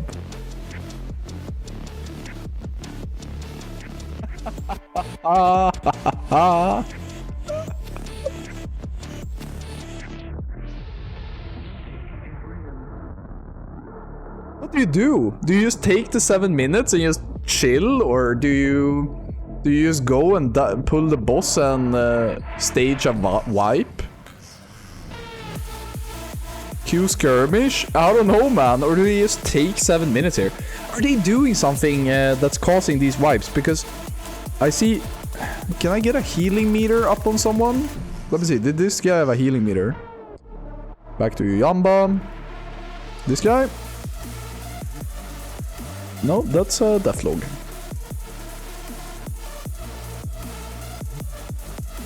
Okay, there are 2 healing. Whoa, what? Or are they 3 healing? Is that guy Resto? No, this is 2.2. It's too low numbers. That doesn't make sense. What the fuck? Look, I don't know. I don't fucking know. I'm sitting here with a clown hat, okay? I don't know what's causing them to wipe. Maybe it's double healer spike into Pepega shit. I don't know. Swan says, Raph classic version of... Oh, he DI'd. I was... Are they getting fucking farmed? Any Alliance players on your Yamba fucking PTSD-ing killing people now? Swan says, Rap classic version of Dr. Disrespect. Production value through the roof on this stream tonight. Gachi. Thank you so much, man. Appreciate it. I don't think the production value is all the way there. I think the shoutcasting crew is doing amazing. The production crew has had a couple of issues. The entire thing went down. We've had some issues with the audio. I also think the journalist that was supposed to be interviewing people hasn't been doing great in the sewers. He's just been chilling. Hasn't really done many interviews. So overall, shoutcasting has been on point, but the other aspects of this production has been kinda iffy. I also had one viewer that thought that some of my productions was cringe. So I'll probably cry myself to sleep tonight.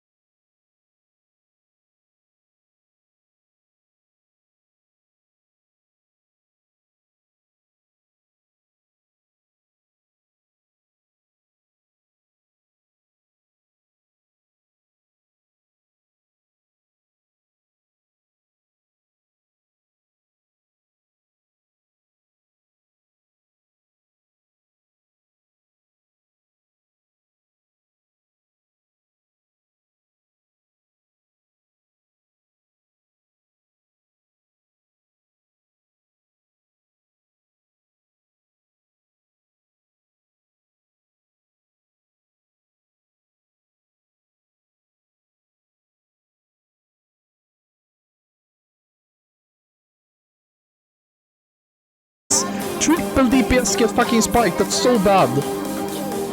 10 seconds. 10 seconds left. Okay. Push, push, push. 4. Nice. Nice. This is a good kill.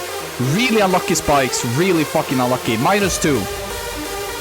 Getting some fucking hype in the chat. There's a Blaster song playing. We're about to witness a potential world record once more.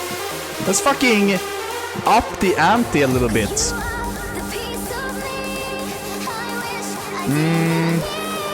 Rushing in. This DK is so far behind, actually.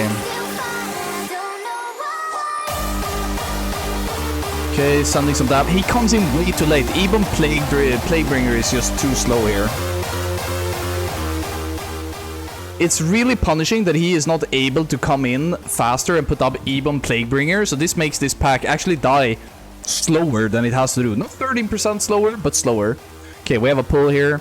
So one thing that is really important about this is that, you know, these little casters that spawn on the side, if you can interrupt their curse, you prevent 1 D-curse global from your DPS. No, went through. Holy Palasvia needed to get D-curse there. That means that was 1 less DPS global. What does that mean at the end of the day? Not a lot. Should it get interrupted? Definitely. So it's better as a mage to counterspell interrupt this cast than it is to use a global to D-curse. You know what I'm saying? That was pushed fucking crazy fast. Okay, let's see. Where are the ghosts? Where are the ghosts? Melee, 1 explosion, 2 explosions. Everybody's alive. No enhancement shaman. Oh my god, they lost 6 people.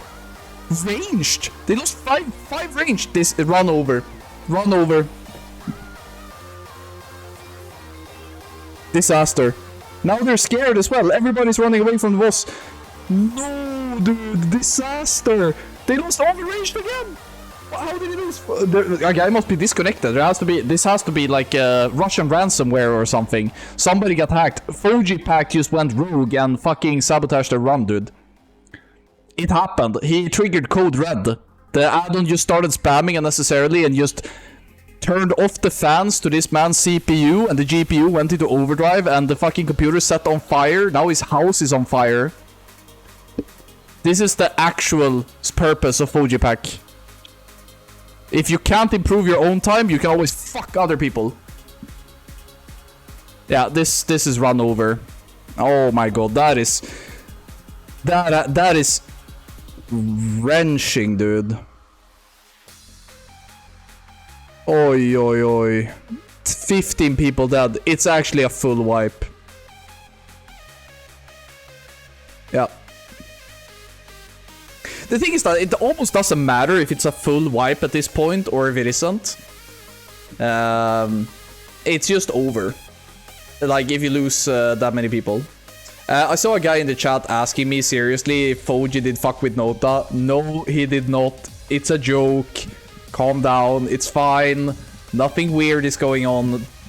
It is weird, however, that they had such disaster explosions. That is wild.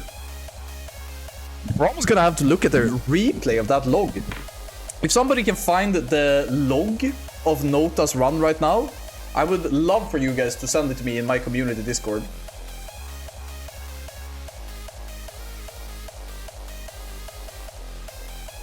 Grade 2 or 3 healing? I don't know. But the problem wasn't the healing, the problem was explosions. That's for sure. 3 goes in the same second. I don't know, it could have been 2 together with the Frostbolt volley, but it was the ranged camp that died. That is the crazy part. This is a clone split. Yeah, but sadly Numen also did a clone split and they improved the world record. So, yikes, bikeish. Wind is saying that casters can't dodge ghost. Yeah, that's what it looked like. That is really fucking sad. But if I am gonna be a bit constructive here, we saw a guild do 2 Ruby Sanctum splits into resetting twice on Marogar. That really isn't optimal for speedrunning. You don't really want to spend time in Ruby Sanctum and then go into ICC. Oh, we just warmed up. And then you fail twice on Marogar. It's really bad for the mental. And I mean, I'm not gonna say that as a defense, but it's disaster. Let's see here. Lady Deathwhisper. Replay.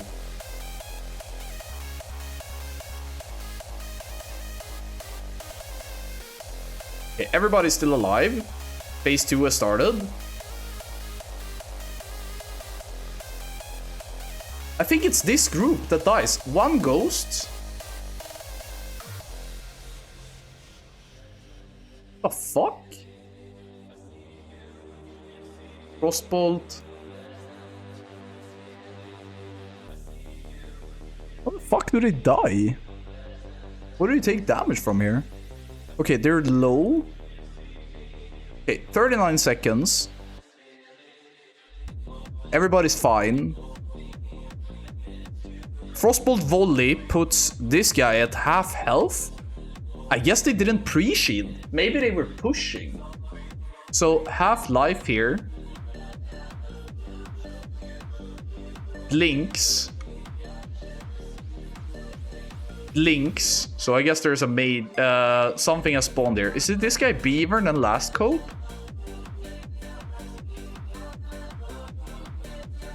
It's this guy. Beaver triggers 1.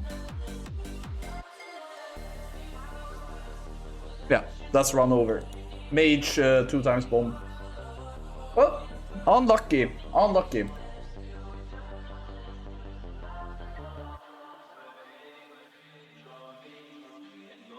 Yeah, I mean, we could watch back on the VOD, of course. The replay function is a bit scuffed. It always has been.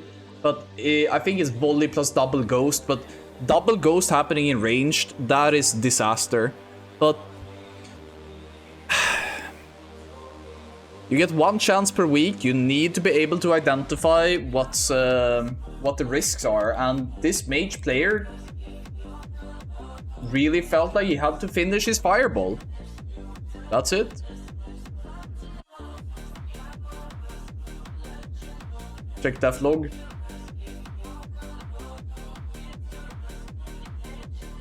Okay, first guy dies to mind control. It can happen. This isn't game over. Vengeful Blast times 2 Frostbolt multi.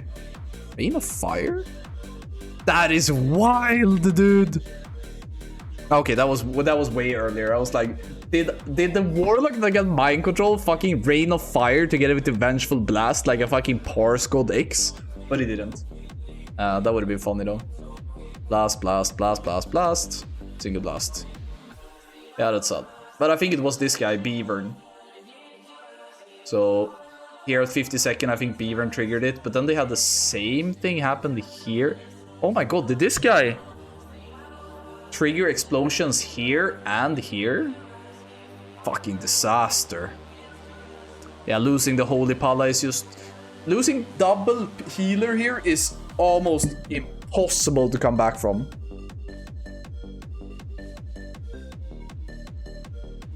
Yeah.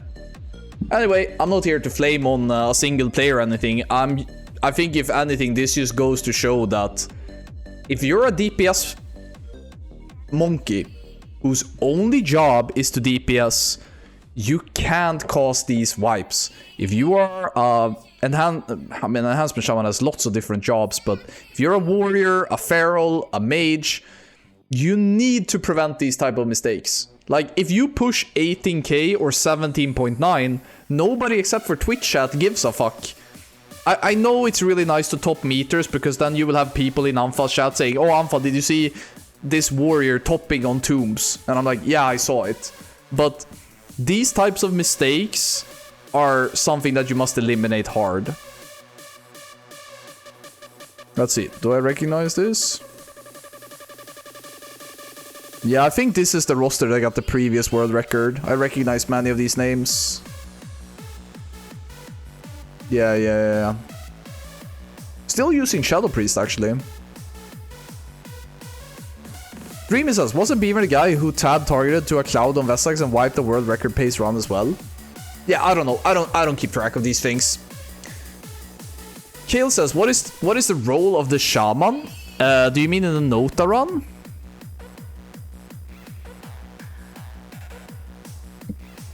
It is to play Elemental on some fights and Resto on the other fights.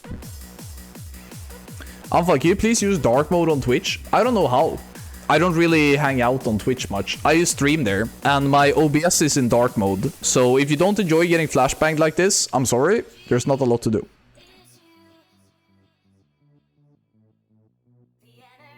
At top right.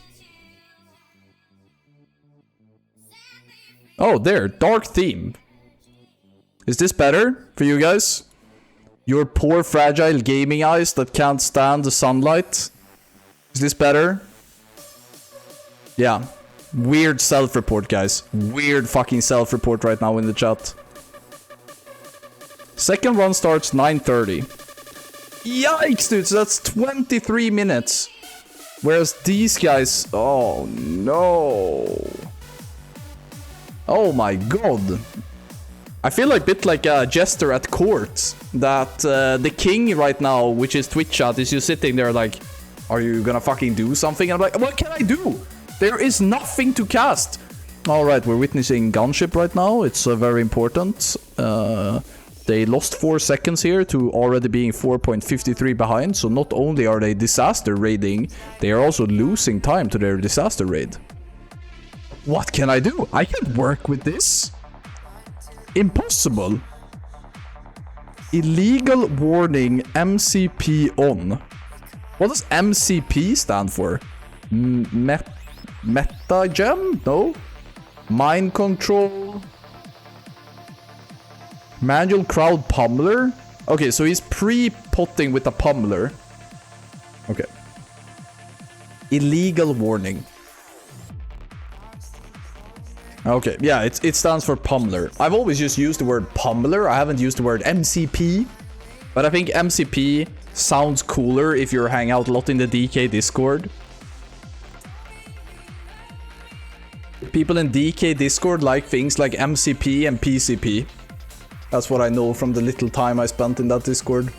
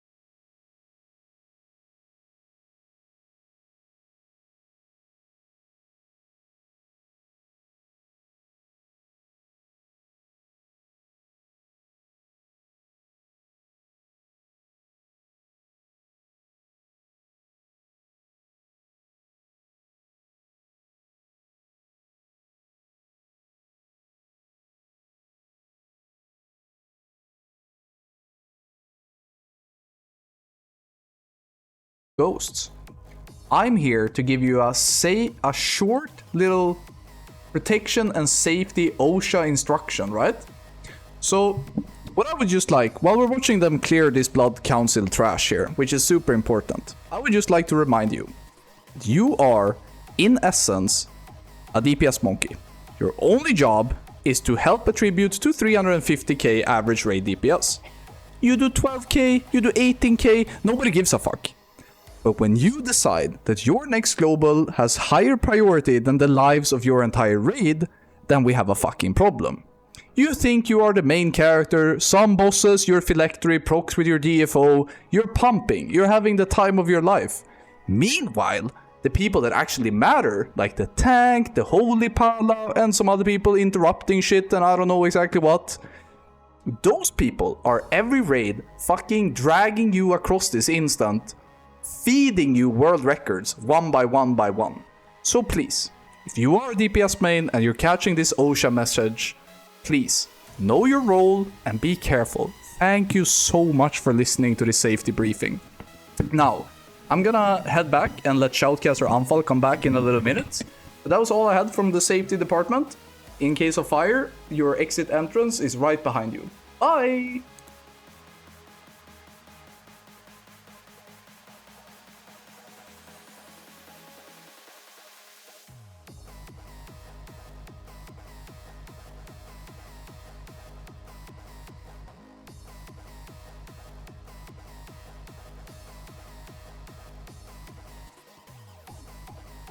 Thanks so much, Anfal, for that brief safety instruction. That was great. I'm back shoutcasting, and we are, for the first time, I think, in speedrunning history, seeing a new path being explored.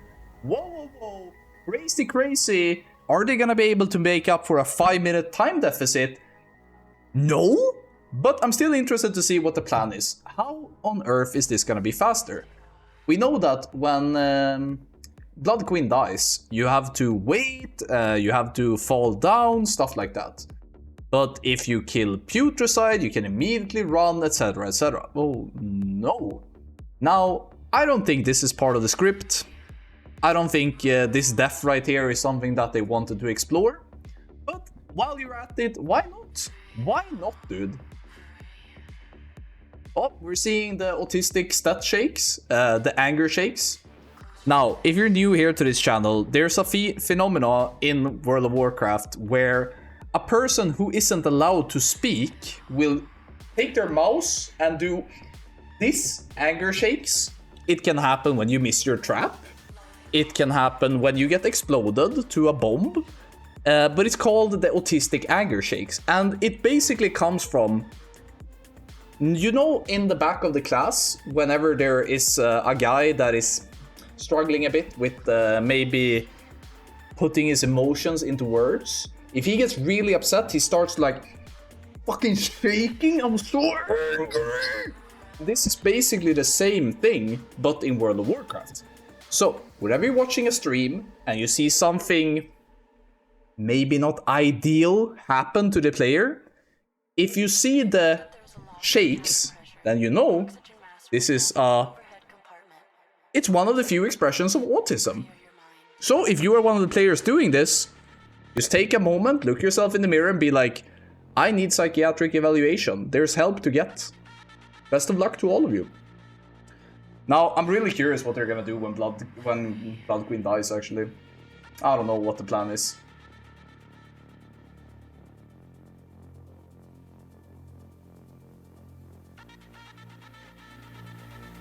I have to say, the Numen approach to sending a world record on their alt run is probably better for your mental than sending a disaster run. I know what? Okay. We're trying something here. DK runs first. Rogue sprints. Rocket boots, rocket booten. Nothing new here. Everybody's doing what, this isn't new. Druid is coming down with the next mobs. Nothing special. Rogue is taking the orb. Nothing special. They're just doing it like you normally would. Would love to see an interrupt there in the back. Nice! Did you guys see the fucking rogue throw to interrupt a mob in the back? Maybe not the best use of having the fucking... Wait. Did the rogue with the blood orb stand still to do a deadly throw? Is that just what I saw? Or am I dumb? I mean, I am, but surely that is not the best use of his time. Is it? Anyway, let's just see what they're gonna do here. I'm interested. You're intrigued. I am intrigued.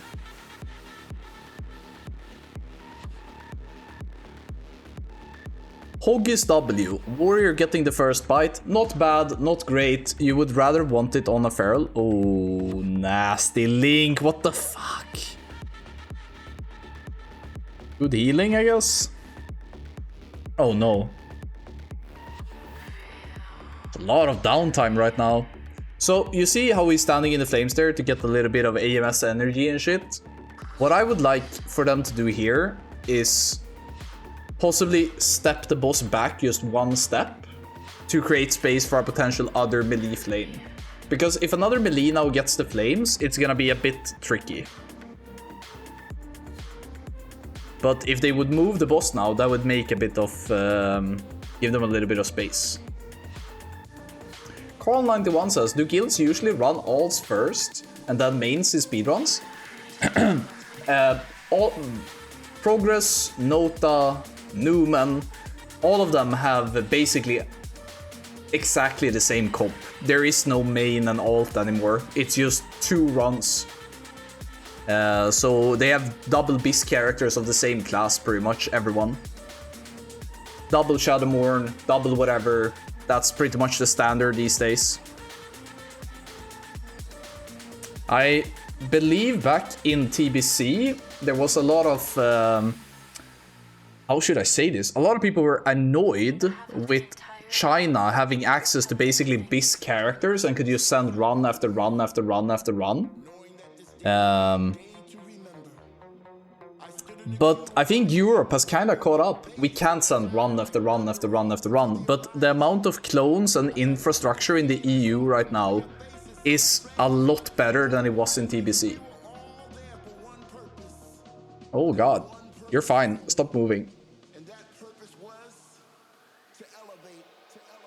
It's the same thing that when I see people talking about the speedrunning scene in Vanilla and TBC, sure, there has been good runs and really well executed speedruns in the past as well. But if you just look at the amount of infrastructure that goes into the top guilds these days, the game keeps evolving. It was really hard in Vanilla to have a main and a clone that were both fully BIS, so that you could send 2 runs. Because the infrastructure needed to do that was just crazy. But now in Wrath, guilds are getting... There's so many people that have 2 or maybe 3 of the same class that they get so much playtime in speedruns that they're gonna just, through the sheer experience and playtime, get stronger. Okay, swapping talents. Waiting for the gate. I'm very curious to see what the plan is here. Slow fall. Rocket boots. Okay. Okay, so we're gonna see a Sindragosa into Professor Putricide. But if they do Professor Putricide, they need to run from Putricide all the way, which is gonna take longer than running from Blood Queen. So there has to be some tech here. There has to be something that they have figured out so that they can trigger... I don't get it. I mean, I kinda get it, because right now you need to run all the way to Putricide. You fight Putricide, then you need to run all the way out from Putricide, and that takes a lot of time. If you instead could run to Putricide, kill Putricide, somehow start the Lich King while you're running, then that is actually faster than the current plan. But the only way that happens is if you have the only way that works is if somebody can start a Lich King. So you either do Putricide with 24 people, which I could totally work. I guess you could queue a guy to get summoned inside, summoned outside. He goes in, he rocket boots, he teleports to upper spire, he runs up. That is gonna be faster. You only need one guy to make it. So I think that's what they're gonna do. They're gonna do 25 people do Putricide. One guy gets TP'd out. Runs in, runs in. That has to be the idea anyway. And the point is, that is gonna be shorter distance traveled than doing it the current way. I don't know. Maybe I just spilled the beans what people should be doing, and that's not what NOTA is gonna be doing at all, but that's what you should do. I'm just trying to spitball here and figure out why they would like to do Putricide last. It makes sense in my mind. But I don't have a dog in this fight. I'm not leadership, I'm not the guy making routes for auto speedrun, I'm an idiot, I'm an enhancement main, I'm low on meters, I don't even know what the fuck I'm talking about. ZXC2121 says, guys, why does Foji do much more damage than the rest of Numen? Right.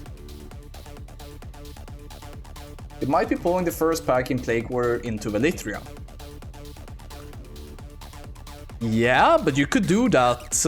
If that's what you're aiming at, then that doesn't change the order of things.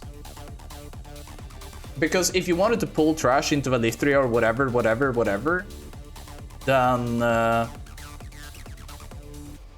that doesn't change the order. It just makes sure that you need to do Frostwing before you do another wing. You can't save Frostwing last. That's all. Pretty sure we're gonna be seeing a summon here. That's what I think. That's what I would... Let's just quickly look at how Numen is doing. They're standing a couple of minutes until the run is scheduled to start. Nothing too major here.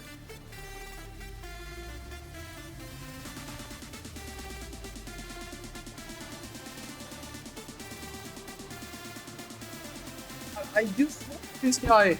I just changed to this guy's stream because I wanted to give him some exposure. And what does he give me? Fucking horse racing ads, bro. Horse racing ads. Carl91 says, are Numen streaming? Yes. We have a couple of people from Numen that are streaming that we can watch. Dreamwalker set is equipped. I mean, great. So, we know that the world record lusted immediately when they came out from here.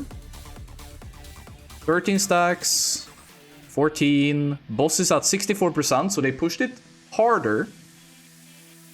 Are they? Yeah, okay.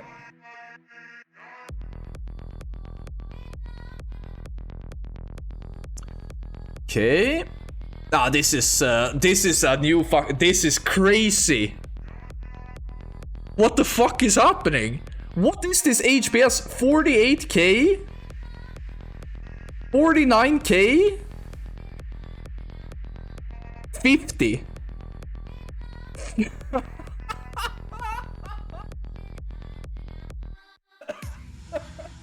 On one board, dude.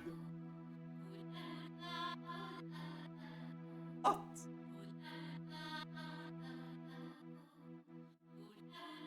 I have no idea what the fuck I just watched, dude.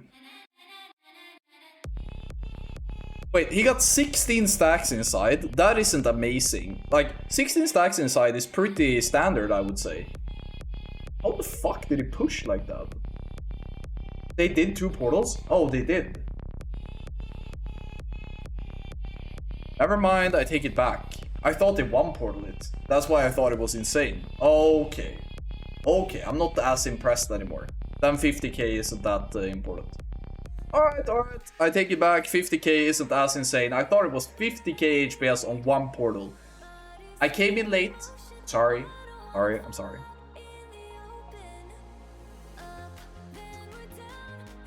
Oh well.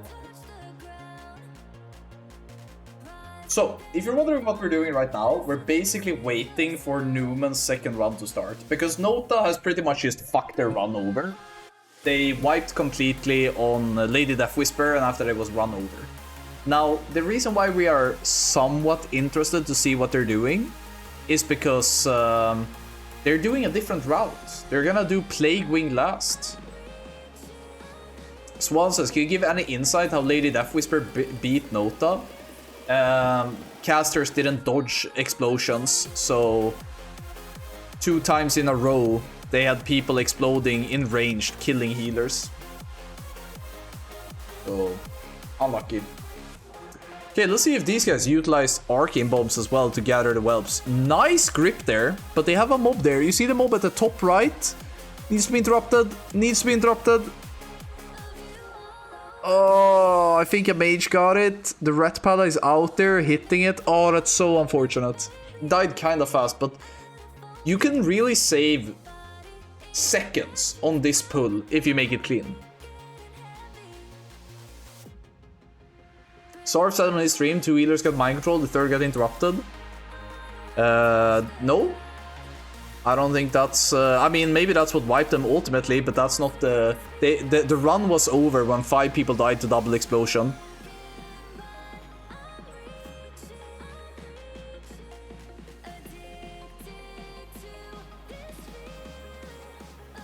So Shama got mind control and Hex Disc, and Disc didn't get decursed. Yeah, but that wasn't on the 5-person explosion, was it?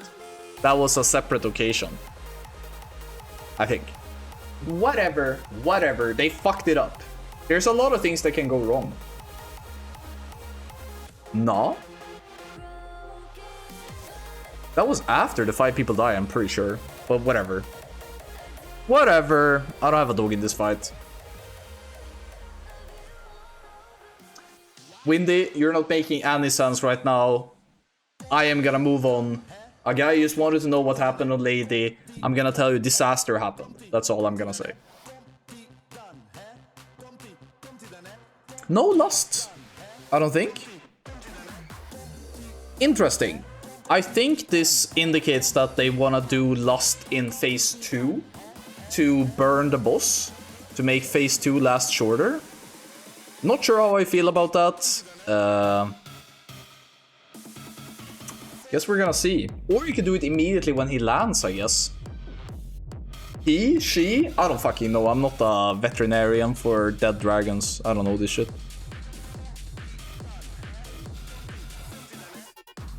Okay. Explode. Holy Pala still has focus magic from Mage. Wait, can we see who hasn't figured it out yet? Yeah, 24 minutes, still has FM. Yikes. Seems like somebody needs to make a weak aura. Disaster. But you have to understand, these boys are incredibly tilted. Like, they wasted time in Ruby Sanctum, they wasted time wiping twice on Maragar, then they wasted time fucking it up on Lady Deathwhisper. It's disaster.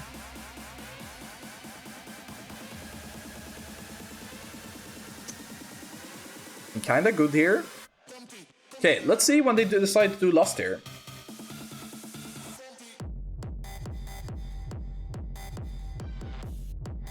Phase 2 lust? No. Immediately when the boss landed. The reason why you want to do it when the boss lands is because right now nobody has, what's it called? Unchained magic. But you're probably still gonna have some lust value when you go into phase 2. Okay. Clean. He used DI, he's instantly back. No, he didn't DI, somebody else did. That was super fast. The Ret Pala did it, I think. Phase 2 about to start. It's lost 5 more seconds of lust. I'm not sure. I'm not sure about this lust call. I have to say the value from this lust isn't amazing because some people have procced ICDs. Red PP did DI, yeah. I didn't quite understand the icon on his frames. Oh, Shaman explode dead. Ah, this is Monka TOS, dude. Look at the damage people are taking. Yeah, warrior dead. Oh, disaster. Double mage gets it. Not sure why Thompson was there in the first place. Oh god, this healing is fucking intense. Oh, 2 healers dead.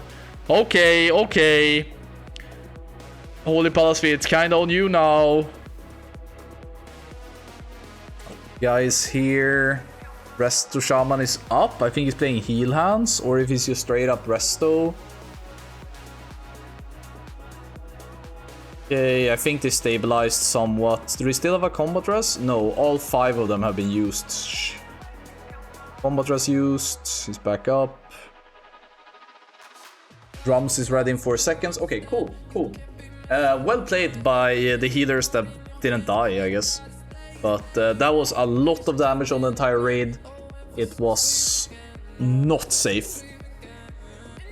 But yeah, some of you guys are saying Holy Palace Svea is putting the entire healing team on his fucking back right now. If you give this guy 10% more healing, he is pretty much capable of winning or losing the entire run. If he can pump like this, you can cut the healer from the roster. But one little mistake or one unfortunate mechanic happening to him and they will just falter. The current rank 1 is 19k HPS. Yeah, and that's probably from like a parse run or some weird situation, right? So getting number 1 as a Holy Pala in a speedrun is kind of based. Not gonna lie.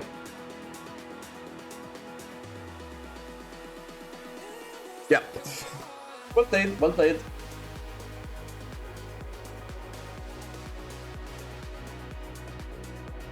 It's a break for another 1.5 minutes. Then their run should start.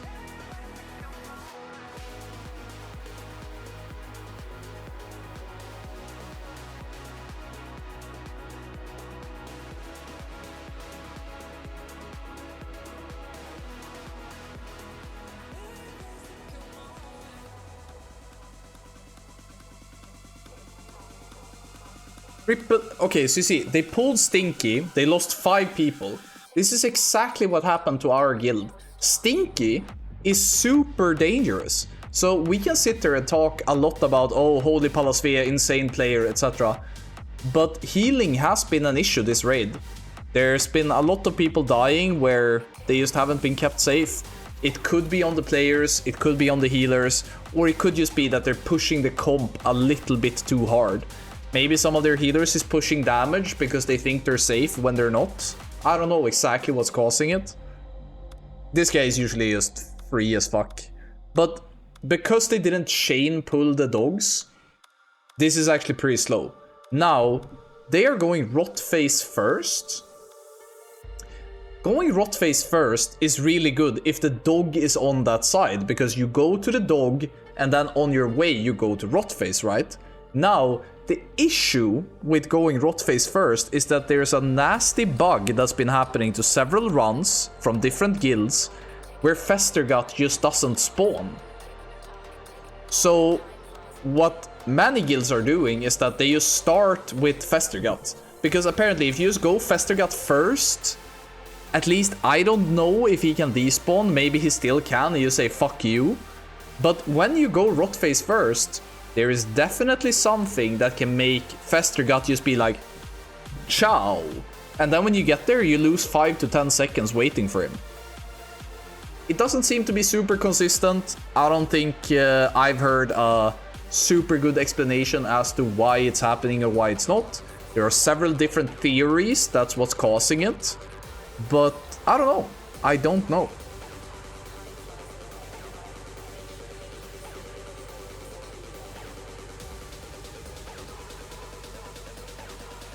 I mean, they are on 40 minutes now. If we remove the 5 minutes from the disaster start, 35. I mean, it's not that great of a run, but we've seen a lot of mistakes, so that makes sense, I guess. Makes sense, makes sense.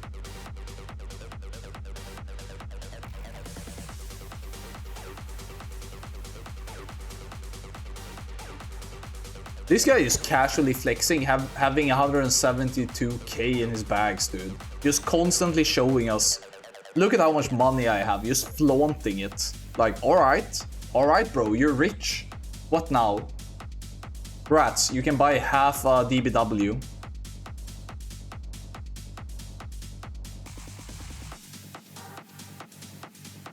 SXC says, if everybody in raid uses Healthstone, then nobody can die to the dog. The only way you have Healthstone on the Precious Dog is if you make Healthstone before Sindragosa comes down. Everybody takes Healthstone, and then you cannot use Healthstone on Sindragosa, because you will not be able to get Healthstone before you get back. So you either have it at Sindragosa and you don't use it, or you won't have a Healthstone.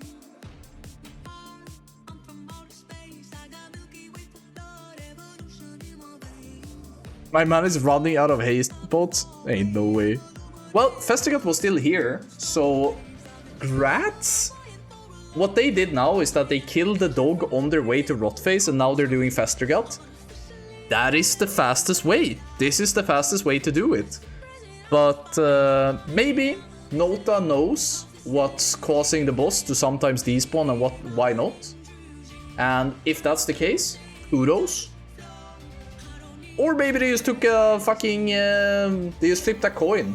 Maybe he's here, maybe he's not. Let's own. That's also possible. Numen is about to go now. I want to watch Numen because that's a better run. I can look back and watch what happens here at Putricide, I think.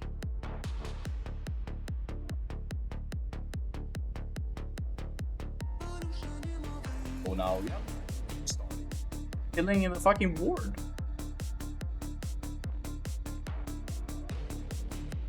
What's going on here?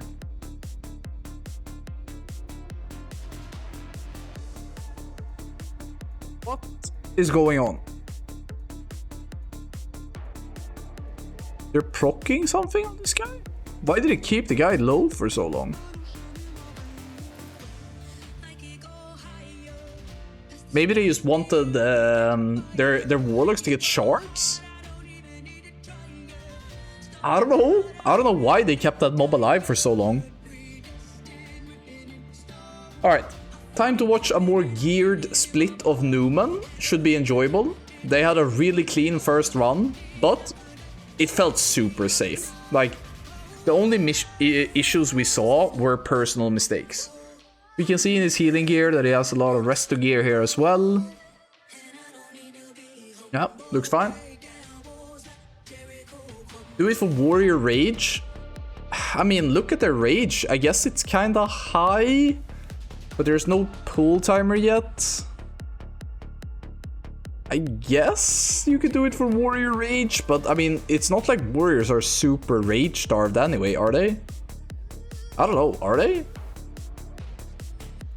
What's different in this comp than Nota? I think we arrived at there is no difference. They play... I think it's one less mage and one more paladin, but I'm not sure right now. We're playing Prot Pala, and I think Nota is playing Feral and Blood DK, but I might be wrong on this right now. Oh my god, this guy is actually clicking his pots. I think somebody picked up on that on the previous run as well, that he was like hard clicking his pots.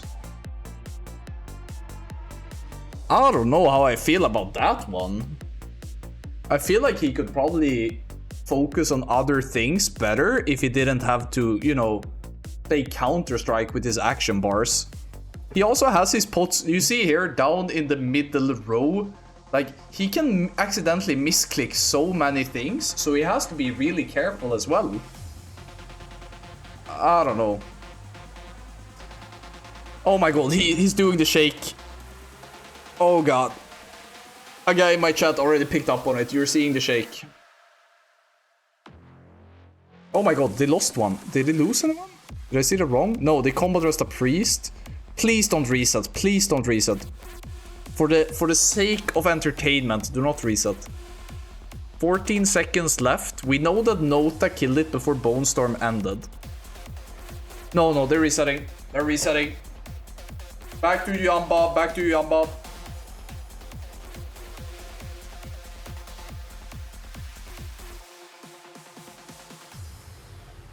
Let's see. The first double spawn of the oozes for Nota. No lust yet. So this is... Oh, boss is really low for no lust yet. Let's see how they do with the oozes here. You see the warriors using rocket boots there to kite and run... Oh, that's such a bad explosion. That's a disaster explosion. They're losing so much DPS here. It's better to just take the explosion with a raid sack. Fucking take it like a man, dude.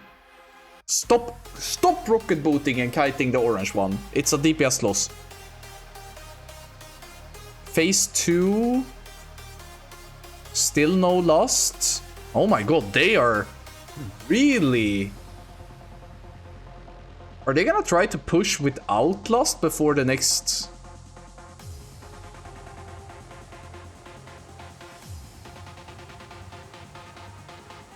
Are they gonna stop DPS? Okay, so this ooze is something that you generally would like to skip. This is disaster. Boss is at 35. He's gonna run to his table now. Melee is gonna lose uptime. Melee running behind, losing, attacking. Lust. Nah, this is not it, King. This ain't it. Yeah, block. Nice block. Okay, let's pay close attention what happens now. I am curious to see what they're gonna do now. So, one guy dead. Lost times out in 4 seconds. Boss dies before then. Okay, let's see. Boss dies. A lot of people have cooldown. Rocket boots. Aspect of the pack. Okay, he's in no rush. Somebody is doing something. Can we figure out who it is? So these people are just waiting to get summoned to Lich King. They don't really give a fuck, I don't think.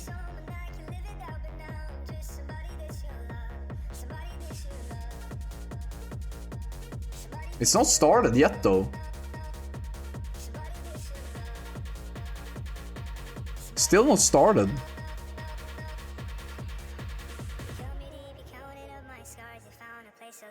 Maybe they failed somehow?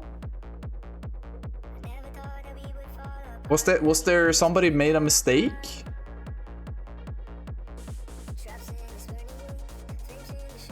There has to have been a mistake here at some point. There's one guy at the bottom right of the screen. He's over at Lich King. That's why we see them at the bottom right.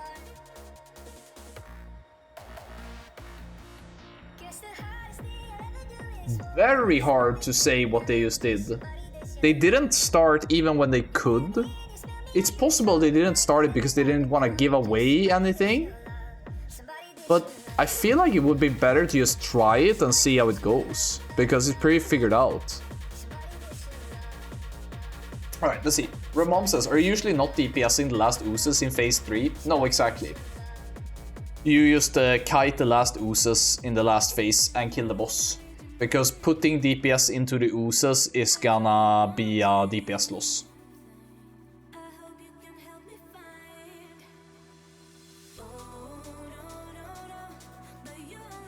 I mean, the fastest way to do it would have to be a mage gets summoned out, takes the summon, walks inside, blinks, rocket boots to teleporter, take the teleporter, invis, run, possibly blink again.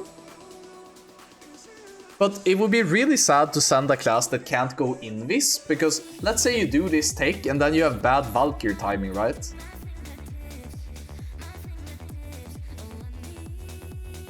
I don't know. Bit weird, Not sure why they want to end it at Putricide if they're not gonna start Lich King faster, but maybe we're gonna see it in the next run. They either failed or they're hiding it, who knows.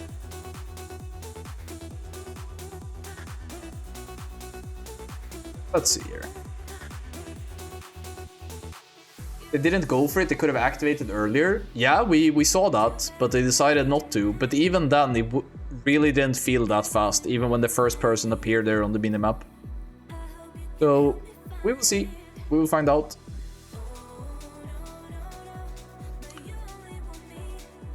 Well, this seems fine, but so did Numen until they completely shit the bed. Let's see.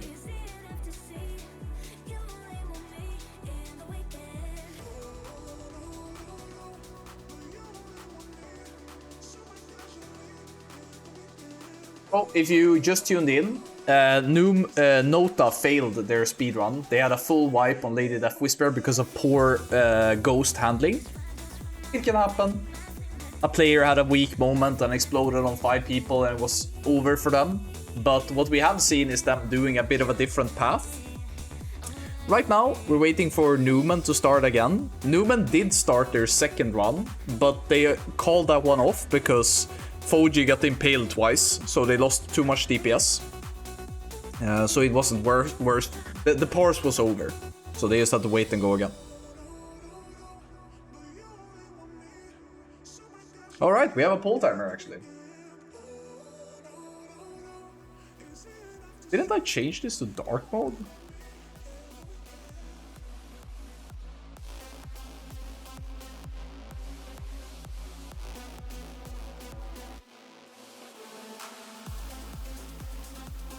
Alright, let's see. Let's put on a bit of blaster music like we always do when Marugar is about to be pulled. And let's hope for a clean run for the boys. They improved the world record just before this. Let's see if they can do it again.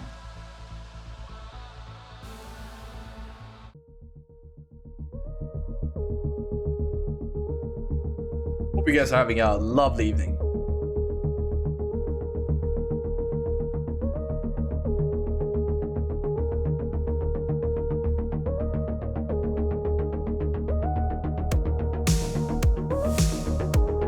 Let's see, first spikes coming out. Double mage. Not great, not great. They get freed fast though.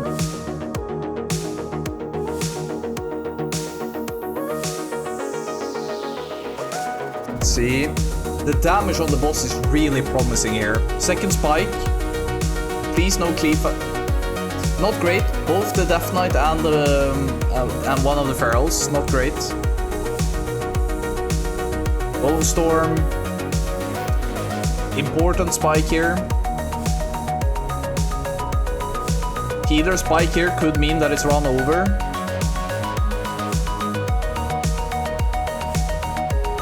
It's fine, it's fine. You play this. It's a slow kill though.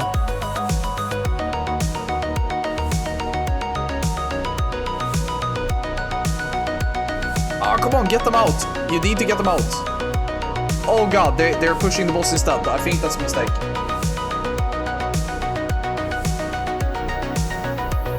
Alright. Minus 1 second from their previous PB. So good start, good start. Gathering the mobs really far ahead. Ah, fails to pull one of the sides. I think that's fine though. People are catching up now, even though it was a bit of a messy pull. Mobs are a bit spread out. Ebon Plaguebringer is up on all the mobs. That's good. Let's go. Big sweep. Alright. No pre-pot here. Just pull. Nice leap. Okay, let's see if they deal with the curses better this time. Last time a couple of curses went off, which led to poor decursing. Adherent coming in from the left. Death Shield Bolt. Oh, not sure why you... Nice, nice Death Knight interrupt. On the right side, also counterspelled. Nicely done. Mobs are stacked. They should die before they cast the next curse now. Avoiding the first 2 globals. That's good. Oh, God damn it, dude. I'm not gonna sub. Let's go. Okay. This is where the run ended for Nota. Let's see.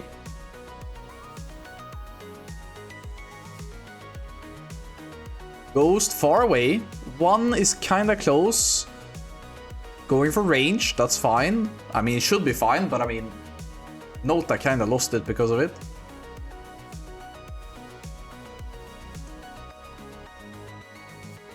Nice cleaving, I guess, but pushing damage on boss probably better. Mind controls, this next couple of ghosts are pretty important. Vengeful spirits are out. One in melee, dangerously close. We got, oh, this is the, that could have been so bad, but they took almost no damage. There must have been like an AM or a raid sack there, because they got Death and Decay, Frostbolt Volley, and an explosion in melee, and they barely dropped melee 50%. That was really good. 2 melee ghosts. Oh, nicely done by Tetsu. He moved away. He noticed he wasn't the guy getting targeted by the ghost. He went back in at an angle to see if the ghost would shift to him. It didn't, so he knew he was safe and he could go back in. Good melee awareness. Pass on loot, extremely good mechanic. What you're doing right now is actually putting you behind. Please right click on your portrait and pass on loot. I cannot express how bad it is to have loot popping up in the center of your screen that you need to pass. Again, Tetsu died here the last time, but like I said there, came to his defense like I seem to be doing. It doesn't matter. It really doesn't matter.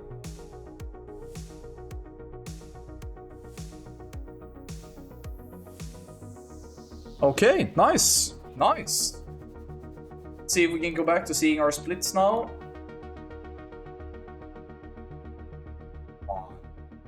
Yeah. Is that a -4? 12? Okay. Okay. Alright. Alright. I fuck with that. -12 at Lady Deathwhisper. Okay. Alright. We cooking something nice here, boys. Okay, so on Gunship, there is 3 ways that you can make this fight go faster. Number 1 is what everybody's doing. You avoid your cannons getting frozen. How do you do that? Well, you distract and kill the sorcerer, which is what they're doing right now.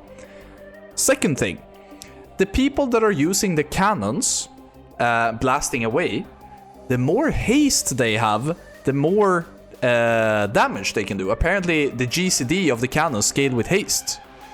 And number 3, apparently, if you have like an unbound scroll wheel or auto hotkey for key presses, you can press the buttons faster than a human probably can.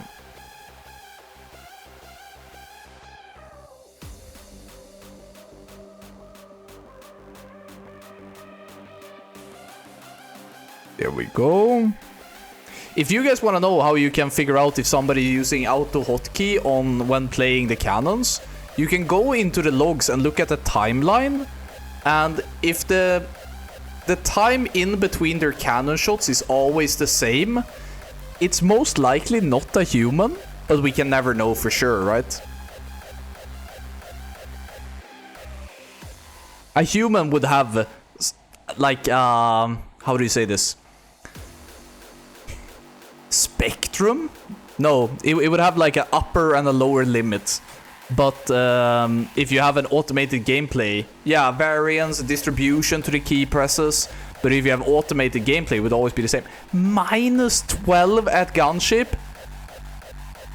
That is really fucking clean. That is a very nice transition from Lady Deathwhisper. And again, I think the -12 really stems from not having any deaths on Lady Deathwhisper. Immediately take the teleporter, mount up AM Crusader, boom. -17 here. That is a really good run.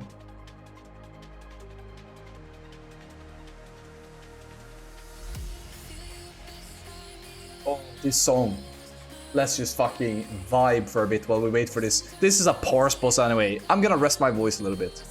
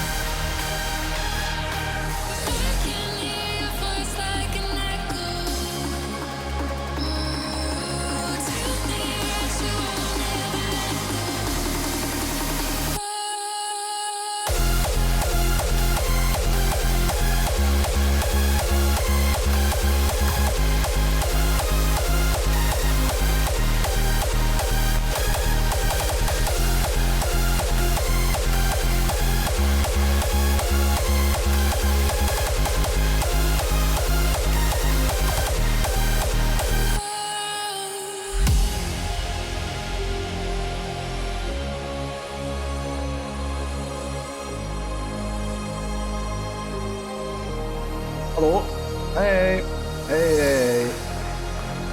What? Shoutcaster Anfall is missing. I figured I'll just pop in real quick. It's very important that everybody knows their safety procedures and everybody knows what's going on. So OSHA Anfall is back. So I just wanted to remind people that if you are 17 seconds ahead of your own current world record and you do gunship, if you are a DPS player right now, I need you to remember that your job is not to parse. You don't need to play greedy. You don't need to do the autistic shakes when you get upset. I just need you to stay calm, look for the panic exits when things turn south, and just do your job. The only people that are allowed to fuck this run up now are disconnects, your tank having a weak moment, or something else. Not you, Mr. DPS player. You are not the main character of this run. It's not about you. Just ride this one out. I see that Shoutcaster Anfall is on his way back, so that's all I had from OSHA Anfall, so enjoy the rest of this run. Thank you.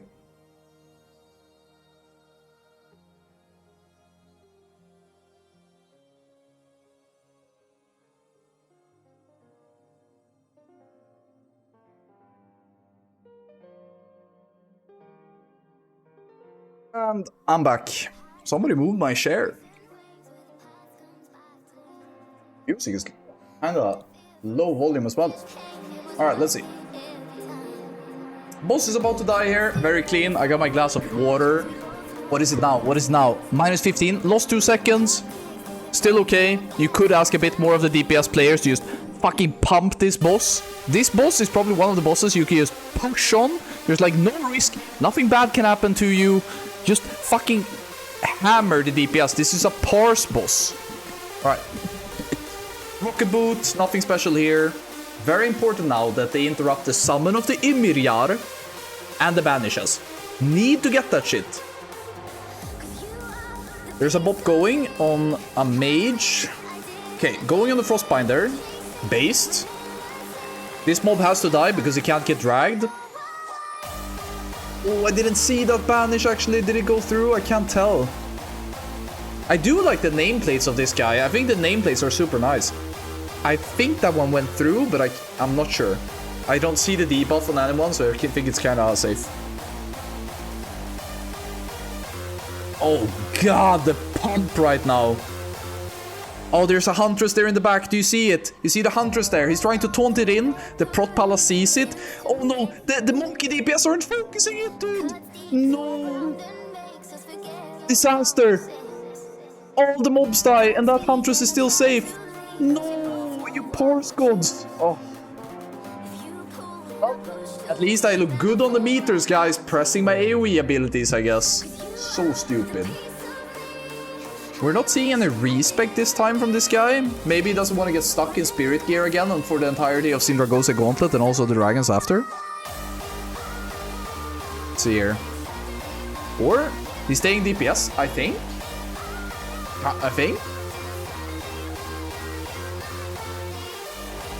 Okay, so this is the thing that I was talking about. Look at the crank from this guy. If he would have been Resto right now, that could be 1-2 seconds slower of kill time.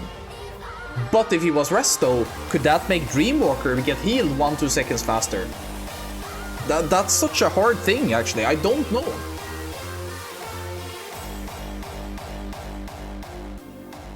Come on, kill these archmages, dude. Fuck them. Oh, this song is also blast, dude. There's a lot of good songs right now. By the way, guys, if you type !playlist, you can get my most recent playlist that I made. It's a lot of the bangers from these past 2 months, so it's updated. So enjoy. Zero healing being done right now.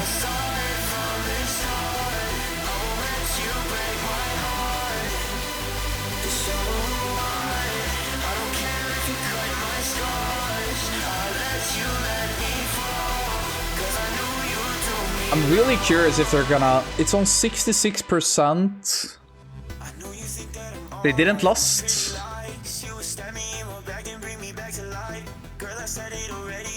Wait, what?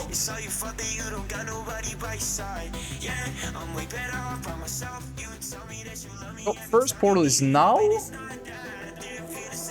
So they're getting their stacks. The boss is at 66%. I was getting tricked by Nightmare Portal 2 on his DBM. Okay, they're getting stacks. How many do they have? Do they only have 7? Oh, that's not great. They lost anyway because the boss is at 66, 80. I mean, they are pushing it. Come on, show us healing meter. Get the healing meter, dude. Come on, give us that healing meter.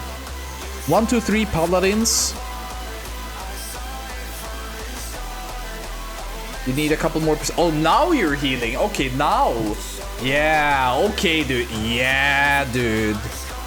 Thank you. Thanks for healing. Sick, dude. Okay, so now, ideally, you want to rocket boots and you want to be met by this... this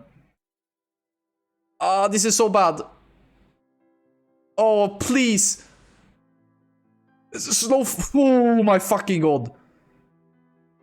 Oh, this is so bad. There's a bunch of people respecking right now when waiting for it. He's doing the mage pull, gathering them. Minus 49 has to be compared to the old timer. It's no way this is updated from the current world record. It wasn't that much cleaner than the previous one. This is the previous blitz, I think. Oh my god, this song is another fucking banger, dude, while doing this. Clean, very good first wave. Let's see how they do the humanoids here. Oh, strangulate, good. That mob is gonna come in. Surely they have double counterspell on the opposite side. Yes, the mobs are gathered, perfect. Sweep that shit, swipe. Nice, dude. Go on the caster mob, standard. Kill it. Let's see how the other ones are doing. Can't really tell right now. It's so hard to tell. Oh, nice double grip. Nice double grip. I think this is good. I think this is a good gauntlet. No mob is separated. Everybody dies kinda at the same time. I like what I see. Now, let's see how they do this. I think he's bubble there in the front. Oh no, he bubbled and canceled aura his bubble, I think. I think that's why we saw it just pop off. There's one welt there far to the side. Okay, they're kinda gathered. Oh my god, the FPS drop is insane. You need fucking NASA computers to speedrun ICC, bros. Nice, that's fast. This is clean. Much cleaner than NOTA. This song is such a banger, dude.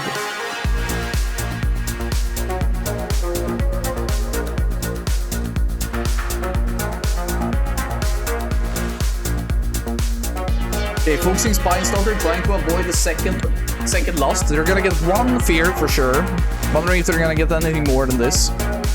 Oh no, the fucking tail swipe. That's like 1 second up right there. Sweeping the Revivifying. Good shit, good shit. First fear.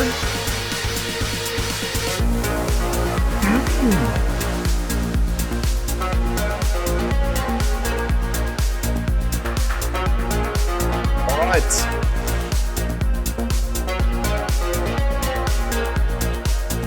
Goes up in there. Oh, it dies in there. This is fast. This is really fast. That is good. That is really good that the boss goes up in there and dies like that, and they avoid the second fear as well. Right, we need to calm down. When in doubt, try to remember what would Osha Anfal say. Relax. Oh my god, these innervates are fucking painful to look at. It's fine. It's fine. It's fine. He's pumping. Wow, look at his damage Anfal. He's playing great. Let's see here.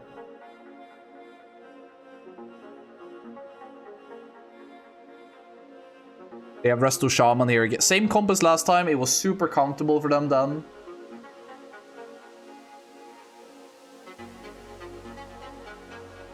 I mean, I think this guy doesn't really look at the target frame.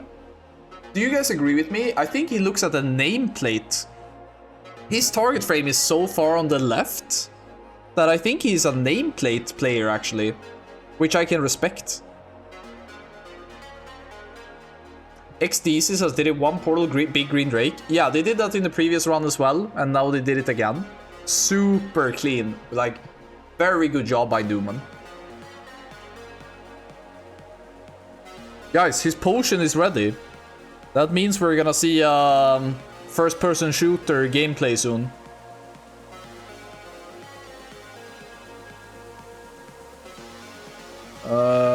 Okay, his DBW procced a bit awkwardly, but it's gonna be back up nice.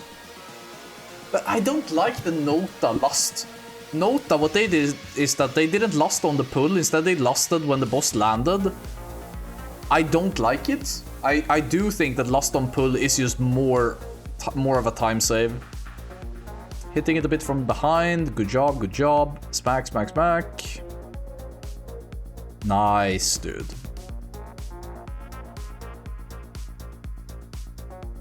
Feral rotation is such a snooze, bro.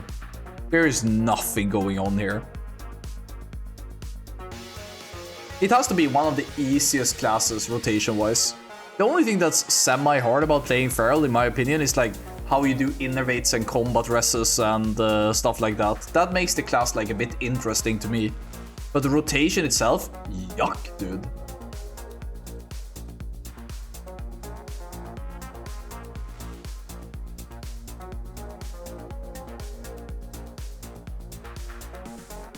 Swap to Idol of Worship.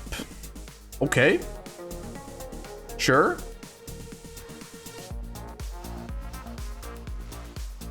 I mean, this is a good Sindragosa. It's clean. It's clean. Is he gonna commit? Last time he had a bit of a weak moment here. Okay, runs behind. Oh, he has to stay behind till he drops at least his stacks. Don't refresh that. Oh my god, he's so lucky. Okay, he's gonna be fine. They lost the Ret Pala to DI, I think. They need to bring him back. He actually did bind his pot now, that's true. Ret Pala is back after the DI. Clean. The only death, they added another 6 seconds. Immediately dropping combat as well. This is really fast. Did you see that how the icicles were still up when they were running? This is a good fucking run.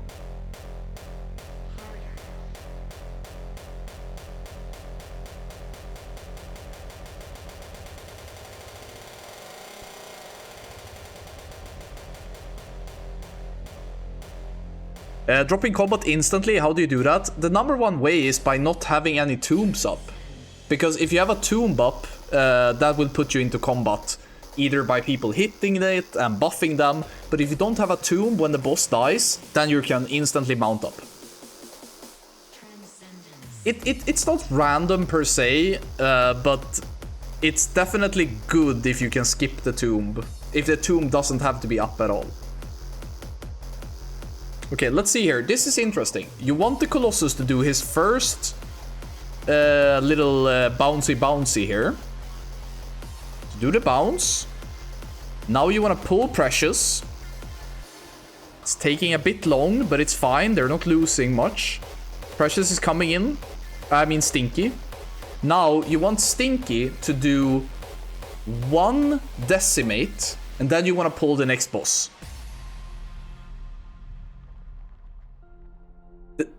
That's fine.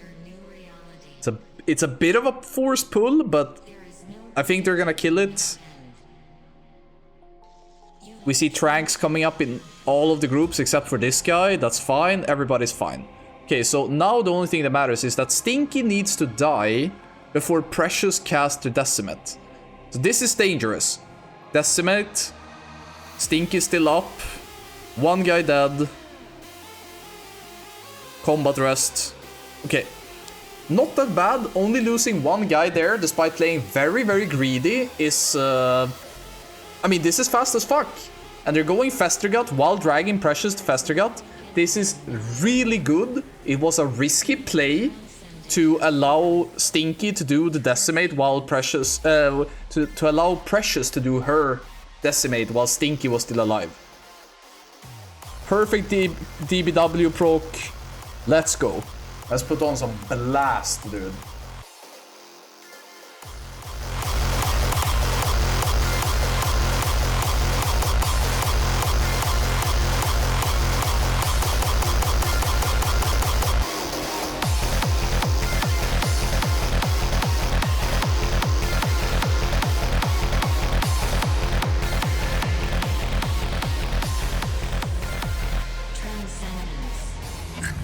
first age, in the first battle, when the shadows first lengthened.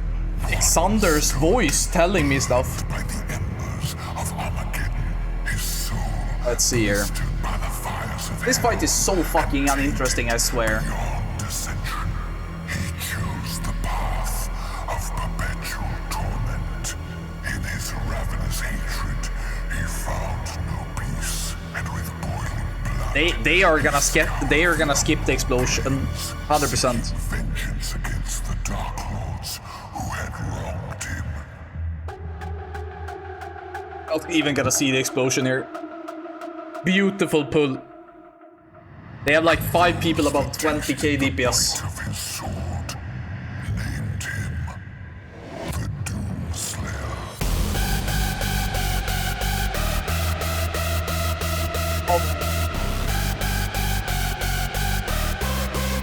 This is a clean fucking run. I don't even think you can wipe on this boss. Maybe if you eat like Malleable to the fucking face. The Doomslayer.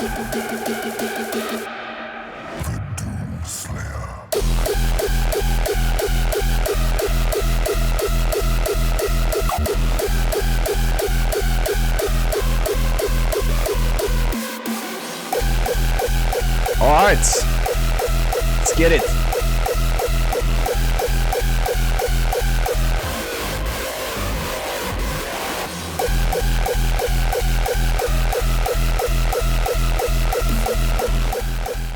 Okay, so now we want to see some nice maneuvering here, tight corners. Running straight there is not the shortest distance. I don't know if you guys have ever done like high school level math, but if there is like a point here, oh my god, I can't see, I need the light again. If there is point A and point B, this distance is the shortest, right? And if, as long as you think about that, if you want to get from Festergut to Rotface or from Rotface to Putricide or whatever, as long as you in your head understand that you can cut corners to get a couple of yards ahead, if you do that every corner of a speedrun, that will turn into seconds. And we talk about, oh my god, they are 1 second ahead on Marogar, they're 12 seconds ahead on Lady Deathwhisper. When it comes to just pure boss kill times, if you can make 20 seconds from a run shorter by cutting corners, now we're fucking talking. And I really think that when I look at these players, there's a lot of room for improvement in that department. There are players in here that are walking like they're speedrunning, but there are other people that are mostly just happy to be there. Thanks for inviting me, I'll parse on this boss, and they do great damage and they're maybe good with whatever, right? But they are not speedrunners in that sense that they think about these aspects of the game. Think about that next time. When you see Rotface die here, we're gonna see this group transition to the what you called a turret in speedrunning. A turret is when you get to a place where you're stuck. It can also be called, not a bastion, but there's another term that they use in speedrunning. So when they proceed to the next turret, it's important for us to look at the people that are not having control of their movement that much. This right here is completely fucking uninteresting. Oh no, Vile Gas on a mage.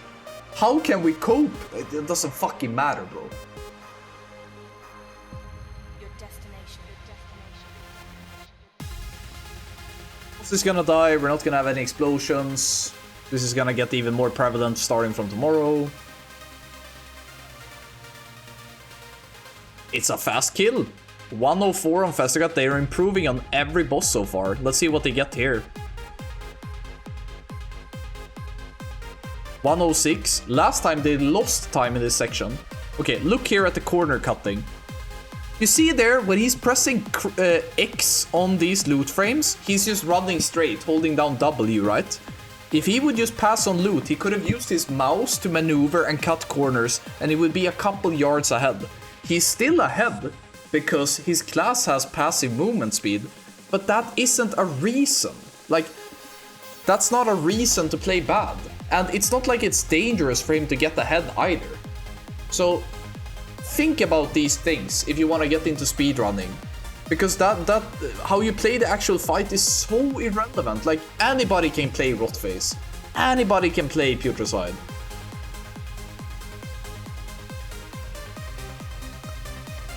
Alright, so this door opening here is a bit tricky, because this turret right here, this place where they're locked inside, it doesn't always open exactly when it should.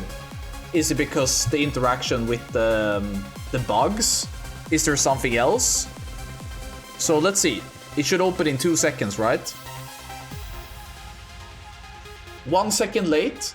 I have seen guilds being there where it's like 6 seconds gone. And I think the prevailing theory right now is that it's related to the bugs. That you need to kill bugs.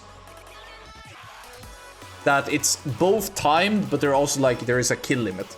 So last time we saw Numen here, they pushed the transition, and when they pushed the transition, they lusted after the transition.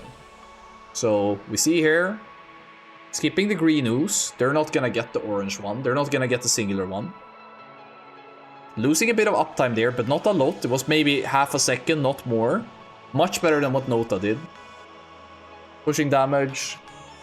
This green and this red needs to die. What I would like to see is for them to let the orange just explode here in melee. Let it explode. Let it fucking explode. No, they're not doing it. Okay, so people are still a bit scared about the orange, which I think is a mistake. We should be seeing a lust here. It's up. Nota pulling now. No, this run is world record pace. I'm not switching off. Not interested. We can watch Nota after this is done. So they need to push this boss before 10 seconds now. Or rather, you need to push it before the cast finishes. So he's gonna start casting, but he's gonna push. Oh, that's completely fine. That's good. Perfect. A lot of value on that lust. Now, I would like for them to get, if the orange goes on melee, just fucking deal with it. But at the same time, maybe they don't want to risk the run. I'm open to that as well. Red on a hunter, that's perfect. He can just feign it. Green in melee. Now, if you're a melee, you want to get bounced on the table. You don't want to get bounced to the sides here. You don't want to lose uptime on the boss. It's very important. Look here. Look here. Losing uptime, losing uptime, losing uptime, back. Like, if he would have positioned correctly, he would have just been flying on the table and not lost those half a second of DPS on the boss. And you can be like, Anfal, that is, you're just nitpicking or whatever. This is actually me giving helpful advice to people that want to speedrun. Like, I am giving free advice on how to play this game. Rocket boot, oh god. Alright, we're good, we're good. Not having rocket boots bound? Whatever. Oh! We will watch Nota, guys. We will. -8 on Lord Marogar compared. Yeah, very promising. But I am definitely sticking to this run. Nirvana says, get ad block. I think if you're a content creator on Twitch and you get ad block, you are kind of a hypocrite. So instead, I'm just gonna complain about getting ads, which is what everybody should be doing because ads are cringe, but I'm not getting an ad block. No immunity on the mobs. Nice. Very fast. Good. Pulling with shield wall and FAP. They have triggered the boss. That's good. I saw one mob charge out. Is he gonna come back or did I see it wrong? Maybe this is all of the mobs. Maybe I saw it wrong. Maybe it didn't charge out. AoE taunt. Bop AoE taunt on the warrior. Stand still, stand still. Don't go out of the flame strikes. You're fine, you're fine. Third AoE taunt. Both mobs are dead. Okay. Now, last time they fucked up a bit. Because during the empowered vortex, it was fine.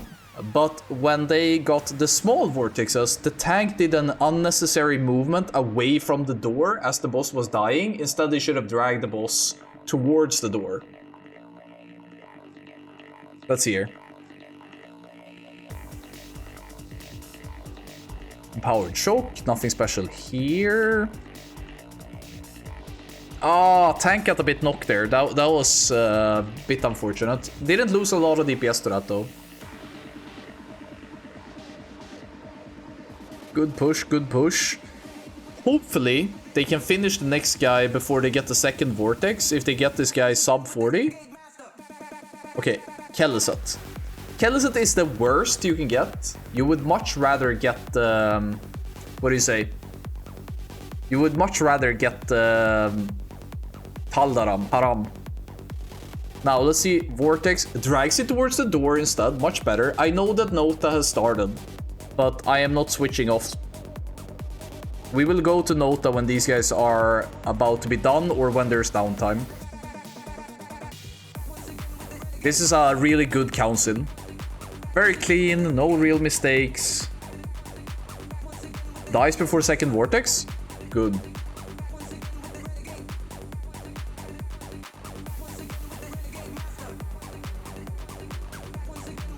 Okay, going on. Okay, this is tech. Dragging a wave. You can't lose this blood.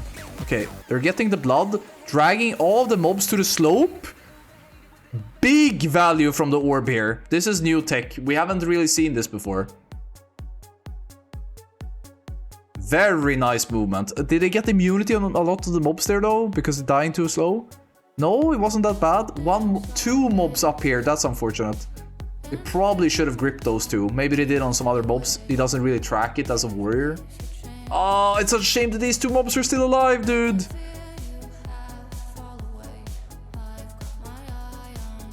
Okay, let's go. Pull. Switch to Flask. That's a nice little reminder. That wasn't really fast. Back to Druid. Yeah, we can. Let's see the splits. Oh god. What did it say? Did it say like a minute? 1.5 minutes? I mean, it's been clean, but goddamn, dude. Hella clean run, actually. It's not. It hasn't even been Monka steer. I mean, the old run was 2 seconds improvement. So this being 134, that's 132. And that's when they had a disaster Lich King as well. Like, this can only get better, I think. Let's see. Foji is the first bite. If I remember correctly, they're now gonna bite this guy. I mean, if they have a clean Lich King as well after this, because I don't think Blood Queen, I don't think there's a way you fuck this up. It's such a freebie. This is one of the easiest fights.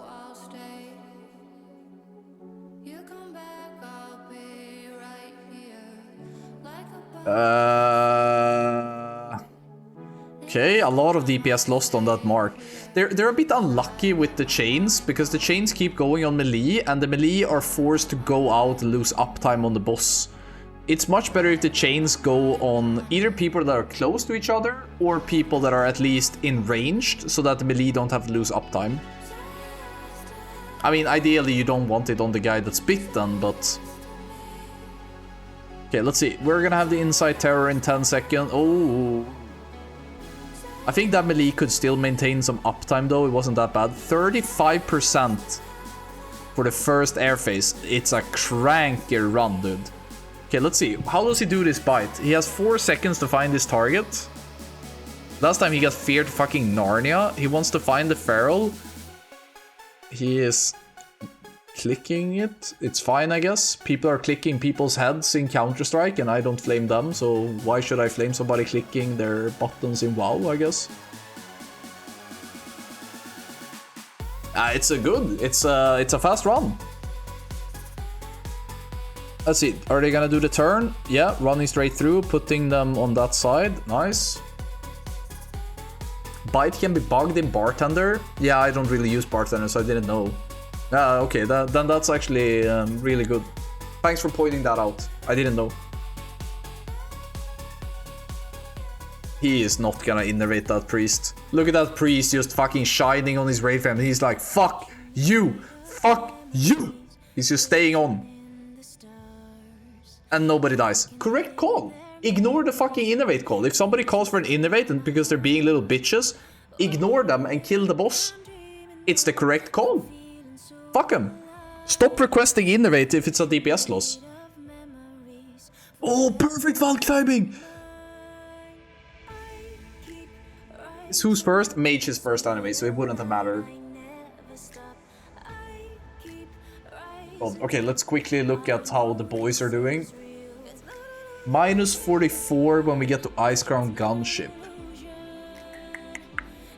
They improved significantly on their Lady Deathwhisper. I'm not sure what this timer is referring to, but it looks like we have a real race on our hands. I am gonna go and watch this after they're done on Lich King.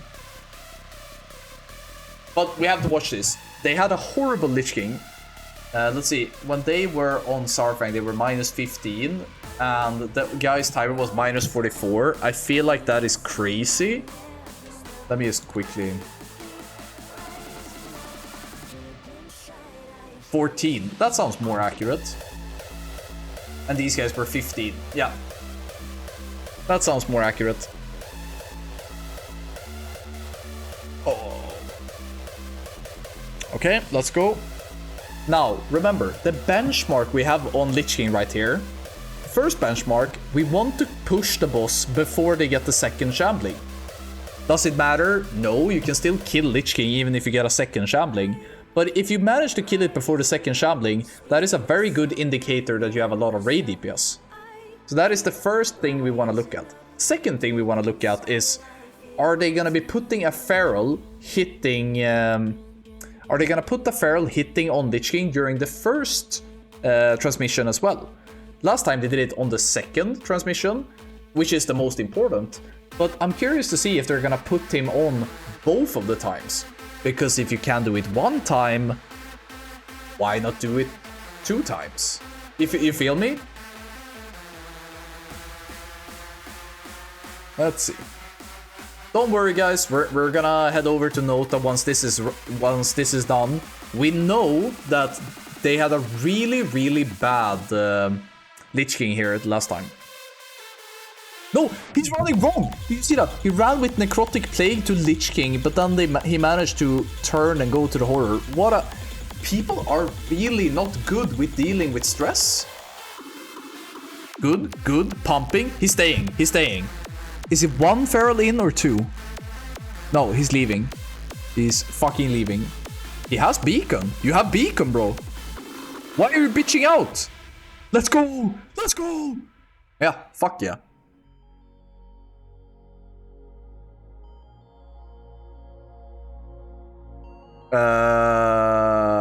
I mean, welcome to the fucking trust exercise, boys. If you want to see what stress looks like, look at the health of this druid. It looks pretty good this time, but I think he used survival instincts as well, so he has 50k max health now, like almost 60k. Let's see when this goes out. Now, this is where the true trust exercise begins. He is fucking sending it though, bro. Holy shit. He is pushing those buttons like his life depended on it. 63% is really good. Can they put it to low 60? 62? 61? When he finishes the Quake, 61? 61? Yes! Okay, 61. Nice. Let's fucking turn it up, boys. We got a world record on our hands. Okay, Valkyries, do we get good targets here? Good targets. First wave. Rogue is fine, Mage is fine, Lock is fine. Ideally you want one of them to be a healer, but as long as the cleaving classes aren't getting locked, this is alright, this is fine. Let's do a good defile here, boys. Good defile. Oh, you don't want to rocket boot that! Oh, that's such an awkward rocket boot. Now you can't really push damage during the transmission. Whatever. Okay, this is gonna be close. Lock is really good. Lock is like the dream. Lock and Hunter is the best targets you can get. Are they doing it, boys? Okay, now we want the boss to be casting a spell before Valks. No, we're not making it. The file. Push. Is he gonna call the Valks? He's not calling the Valks. They skipped it. Only one Valk. One Valk wave. This is really fast. Stay in, bro. Stay in. Get that beacon. Get that sacred shield. You got a salve as well. Let's go. Come on. Trust exercise, boys. Does he have survival instincts ready? I can't fucking find it, dude. No, 45 seconds. Does he have soulstone? No, but they can combat rest him if he dies. This is still worth it. This is so fucking worth it. Ideally, you want to see low 30s here. Low 30s would be ideal. Can we see sub 30? The fucking feral crank is insane right now. He's pushing, dude. I think this might be sub 30. 10 more seconds. Okay, maybe I was hoping and coping a bit too much. Sub 30 would be crazy, actually. Yeah, I mean, this is the risk you take. It's fine. Get fucking slapped, kid. You're gonna get combat rest. You still did your job. You still did what you should. Switching zone. Let's go. He's up. You can buff him when you're in the room. Don't buff the feral right now. You should buff him in the room instead. Worth as fuck, dude. Get fully buffed. Oh my god, he doesn't have like a tracker for missing buffs, does he? Okay. Oh my god, the explosions! Oh, I really don't like how these guys do the room. Go middle. Go back. Oh, I don't understand why they're making this so hard.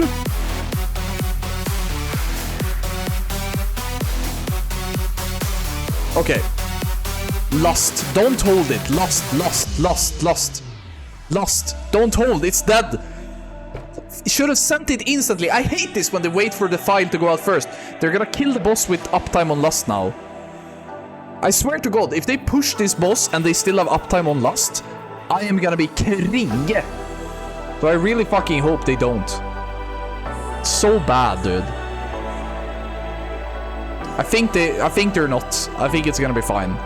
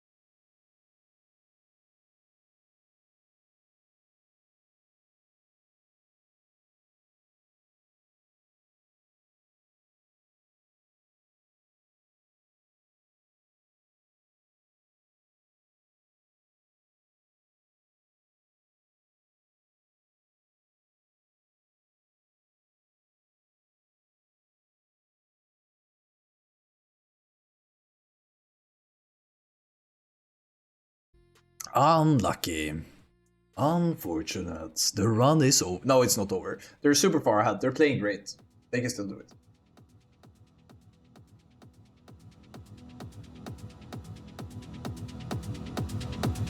See, Svalna becomes active, maybe pre-fire.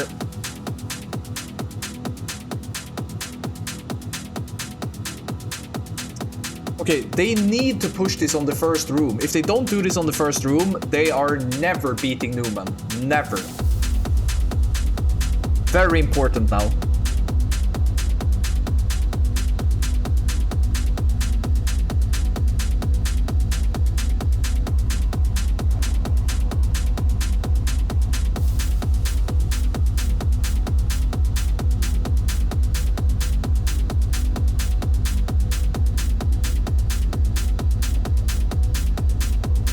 Kinda hard to tell how many healers they have. They should at least be 8 when they go inside.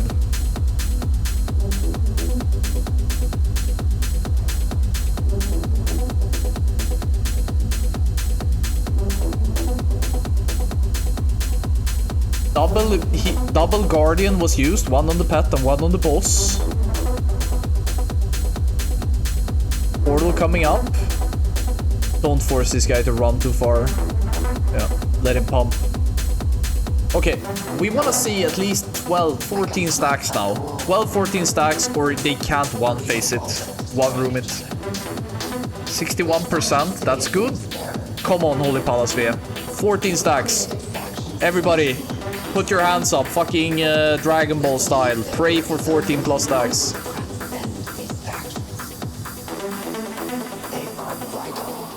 Oh my god, oh my god, oh my god, it's run over, boy. To humanity's survival.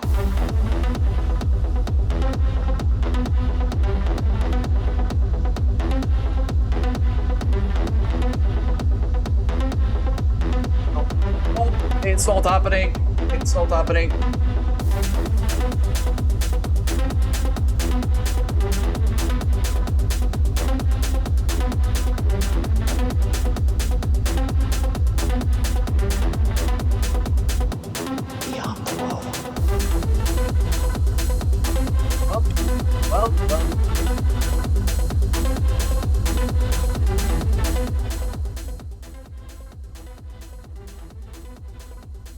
Yeah, I really think you... I don't understand exactly what you need to do, but you need to push 10 plus easily. I say 14, but I'm kind of memeing though, right? But my point is that you definitely need to go 10 plus on your Holy Pala. And I think... How many Holy Palas are they running? Imagine if the other Holy Pala was doing the same HPS. What is the difference between the number 1 and number 2 Holy Pala, really? Is it the PI? Hello. I come from outside the wall. It looks like auto hotkey. I mean, there is a spell queue in World of Warcraft. So when you queue a spell... Oh my god, it's disaster. It's disaster. It's over. It's fucking over. Oh, there we go. There's no PI? Yeah, but then I mean, technically, if you had 2 or 3 Holy Palasvea, then you should be able to one-room it even with 8. But yeah, to go back to the auto hotkey conspiracy, auto hotkey won't increase your output if it's just a matter of key presses happening immediately, because there is a global cooldown in World of Warcraft and there is a spell queue, and it's pretty easy to play on the global if you're a one button spamming class. Like, if you only have to press Holy Light, you can do that as a human. You don't need auto hotkey. That's not how it works. But auto hotkey can become extremely efficient at doing fast key presses if you are doing a rotation, if you are doing things that come off CD perfectly and stuff like that. If you're doing a rotation with auto hotkey, then it becomes automated gameplay, which is breaking the terms of service of World of Warcraft. So just saying, oh, this guy might be using auto hotkey is a bit stupid, because you can use auto hotkey for both legal things and illegal things. So on a fight like Dreamwalker as a Holy Pala, I don't think that auto hotkey would be able to do shit for you. I think it's much more about movement, playing close to your portal, how you fly around on the inside, stuff like that. I think that's where you really make the difference, and auto hotkey won't help you with any of that. So I didn't mean to bash on you in the chat or anything. I just want people to understand that, yeah, auto hotkey isn't like that one-dimensional. All right, let's see. What are we doing here? They only want to get one fear from Spinestalker, and ideally Rhymefang should die when he goes mid-air.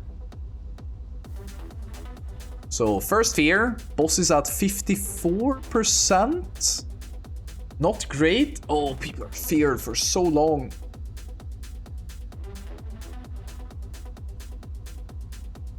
Okay, let's get done. Rhymefang should die here. And then Spinestalker needs to die before his second fear.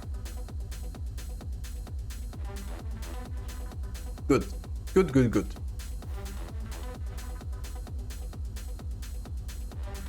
It's very hard to say if this run is able to keep up with the amazing run we saw from Numen. We saw two kind of amazing runs, I think. The first run was extremely clean. The second run was basically the same, but with just more DPS, I think.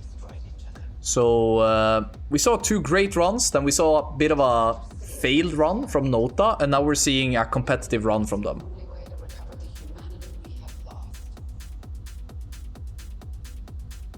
Okay.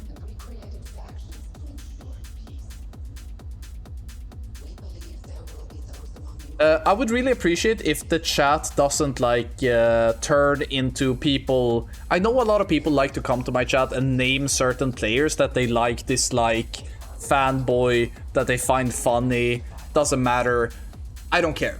Like, nobody cares. And I don't want my chat to delve into that. So if you have certain opinions about certain players, that's great. Go to a Discord, write that shit, and get some kick W emotes. And move on. But I don't want to see that shit. I find it cringe.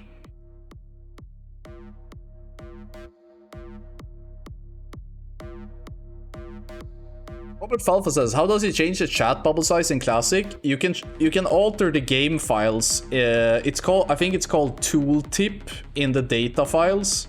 I have done it myself. It's not illegal to change. It's just, that's how you do it.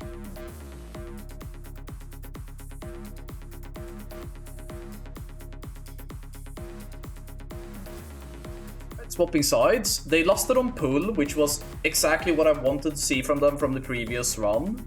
Boss is at 51% when it comes down, so that's a really good pump. Usually we say around 60 is good.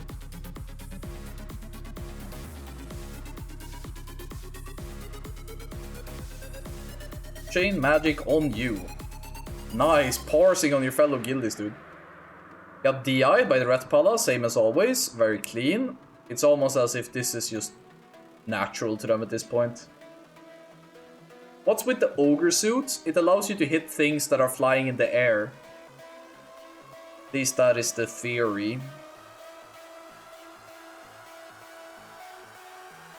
Okay, let's move behind. Healing looks a lot better in this split than the previous one. I can't say why that is. He bubbled to clear that, I think. Yes, bubble was used. Mage died. I'm not sure. I think he exploded himself. He just fucking sent it, I think.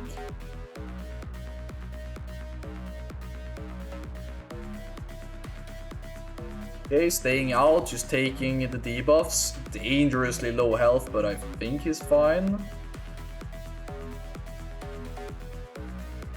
Lost the DK, he's back up. They still have more combat dresses, so they can play a bit greedy here.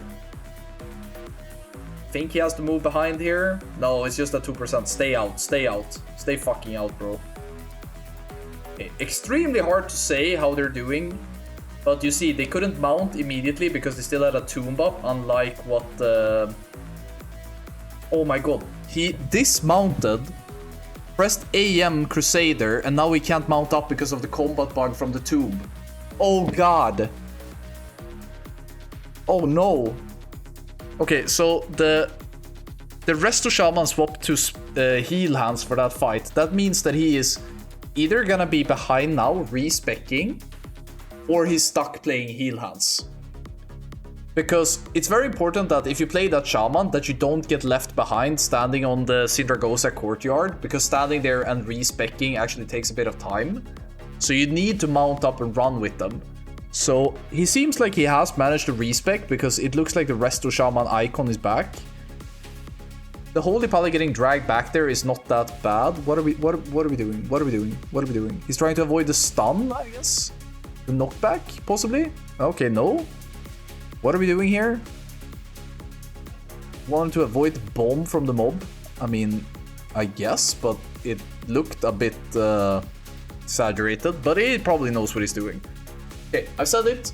This is the third run that I say it now. Stinky will cast a Decimate. You need to survive this. So this is dangerous. Everybody's fine. Now, Stinky needs to die before the next Decimate happens. They are cranking Stinky. They could pull Precious long ago. This is a bit bad. This is a bit bad. You would want these to be more tightly stacked so you could do more efficient cleave. I think Numen had a bit cleaner transition here, but Numen also took a big risk. Because Numen managed to get a second Decimate on Stinky. They lost one Druid that they combat rest. Nota is going safer than that. That stun, I don't know about that stun.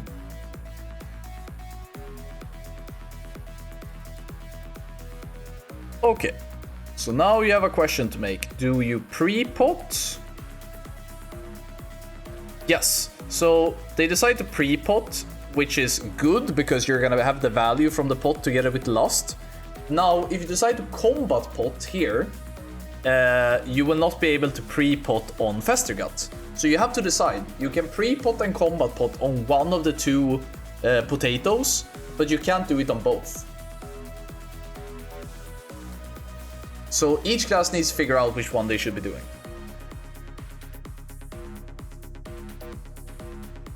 So the best Vile Gases you can get here are probably to get Healer Vile Gassed, because healers doesn't really have that much to do here. So I think if you're a healer and playing this fight, you should always be playing on the outside. If you play on the outside and you get Vile Gassed, that means that one other DPS isn't getting Vile Gassed. You risk falling behind a bit on healing, that is true, but at the end of the day, that doesn't really matter much. I guess if you're solo healing this, then the risk just isn't worth it, but I think if you get Vile Gas, you can D-sack while you're at it, and then just take it like a man.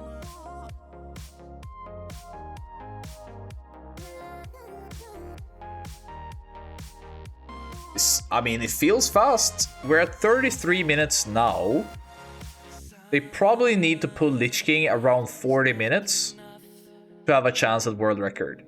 It's a PB for sure, and we still haven't... Our theory is that they're ending it with Professor Putricide to summon a guy out, run in, take the teleporter, and then rush the Lich King teleporter. That's why we think that they're doing this, but we don't know. They didn't show their hand in the previous split.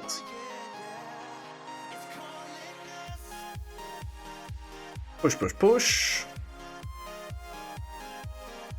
Oh, late Vile Gas on the Hunter. Oh, that's so bad. Oh! Well, why? Why did he make that angry screeching? Oh my, what's happening? He wanted to delete something.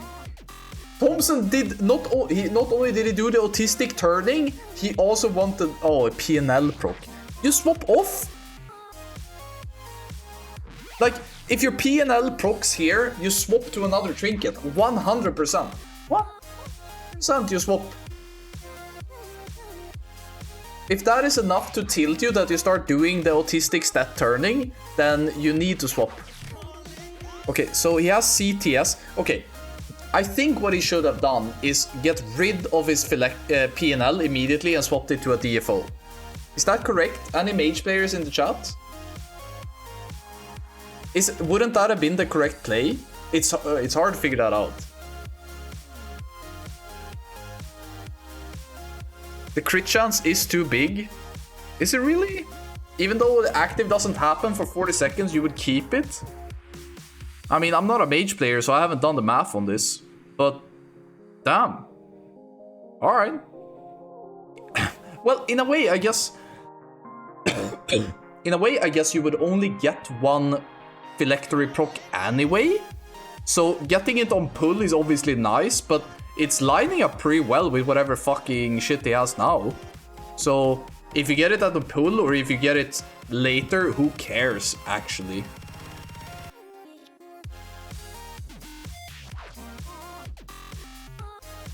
Should you really be stacking for spores? Is this really the correct play? Isn't it better to just stand still and fucking blast? I feel like they're gonna skip the explosion 100% anyway. I think people are taking the unnecessary movements just out of habit. Numen didn't skip it. Yeah, but I felt like Numen had a worse pull though. We see, where are the timers? We have...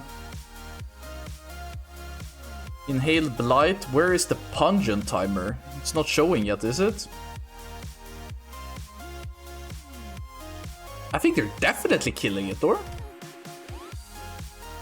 I mean, they're safe anyway, but... When is it? There it is. There it is, timer. Okay, all the way there to the top left. Yeah, okay, I see it. No, you guys are probably right. They wouldn't have made it. Psych! I think they're making it. I mean, not to say I'm a betting man, but when I make an estimate, if I say I think this is what's gonna happen, can you please respect it? Can you respect the shoutcasting prediction, please? Oh my god, oh my god, oh my god. Not great.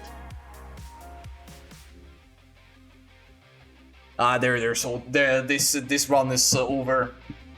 We have to see some crazy tech here, because how long does Putricide take? Now they're gonna be stuck behind here for 40 seconds or something. Then Putricide is a couple of minutes. I mean, they are not getting Numen on this run. There's no way. But I'm curious to see what the Putricide tech is all about.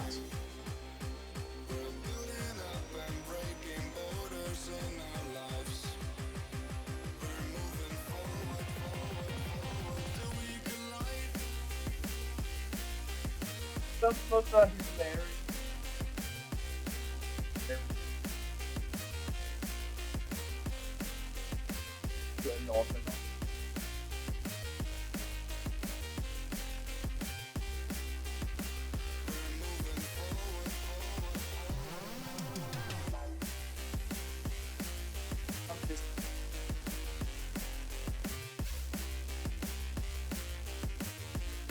There.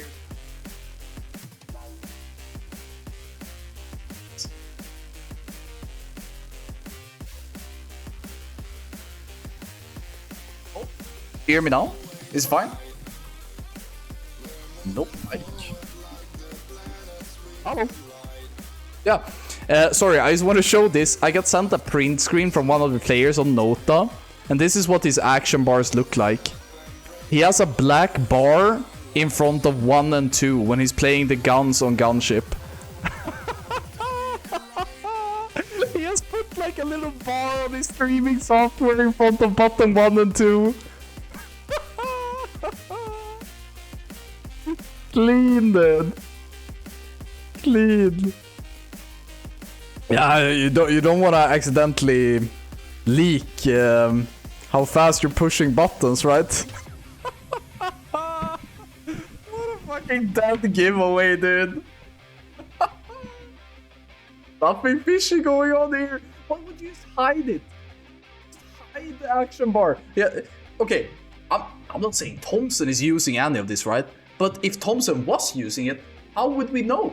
We can't see his action bars. It would just be like investigative journalism trying to figure that out. But if somebody's streaming their fucking action bars and they have a black square in front of 1 and 2, come on, dude. I don't know. I find it. Oh no, they didn't push. They're getting a singular green again. I don't understand what Nota is doing. I don't understand it. It's such a mistake. This kill is gonna be slower than Numen. Jeppy says, at least they stream speedruns though. Progress didn't stream speedruns for like 5 tiers. Yeah, I guess that makes it all better that you have bottom 1 and 2 behind the black bar gunship. Yeah, that's relevant. Alright, let's see. Who is gonna get summoned out? Let's look at our bottom right. Boss dies. Who is leaving?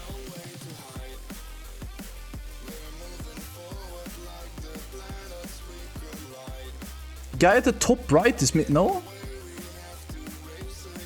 There is one guy there. The door was open. They somehow opened the door. 6 seconds left, some bloodlust and kill. Yeah, it's... But... Thompson, stop! Stop!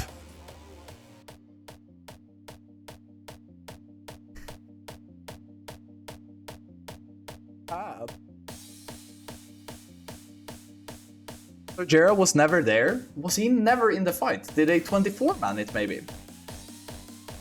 Or did he leave during it because the door was open? The door opened and he ran. Yeah, okay. Well, that tech is kinda known. So, is it faster to have a hunter pre-move? You lose the DPS on the boss. Then summon in and out. It's probably faster, yeah. Alex says, imagine he runs and gets targeted by an ooze. He can feign. And if it happens twice in a row, run over, I guess. Just GG. I think if the ooze would target a player that far out from Putreside's room, it's also possible that...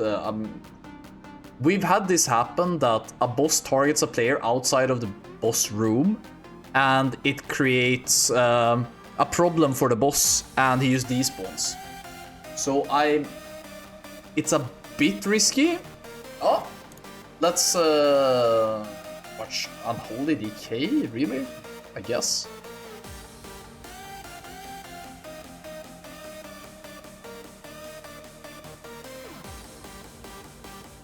WS Snow Xs. Was the door open during second intermission though? The door opened, I believe. No, how was it open? Yeah, like Alex is saying, auto hotkey opened the door for them. Alright, the benchmark that we need to see right now is that we need to see if they can make it before the second shambling. If they make it before the second shambling, that is a new record for speedruns. Bad Shadow Trap, all of melee pussied out and didn't stay hitting the boss. That might be what changes it. If they would have been able to keep uptime there by playing on max range on the opposite side of the Shadow Trap, maybe they could have done it. Max range, max range, max range. It's fine, boss can be dragged. When is next shambling? I don't see any timer. Do you guys see any timer?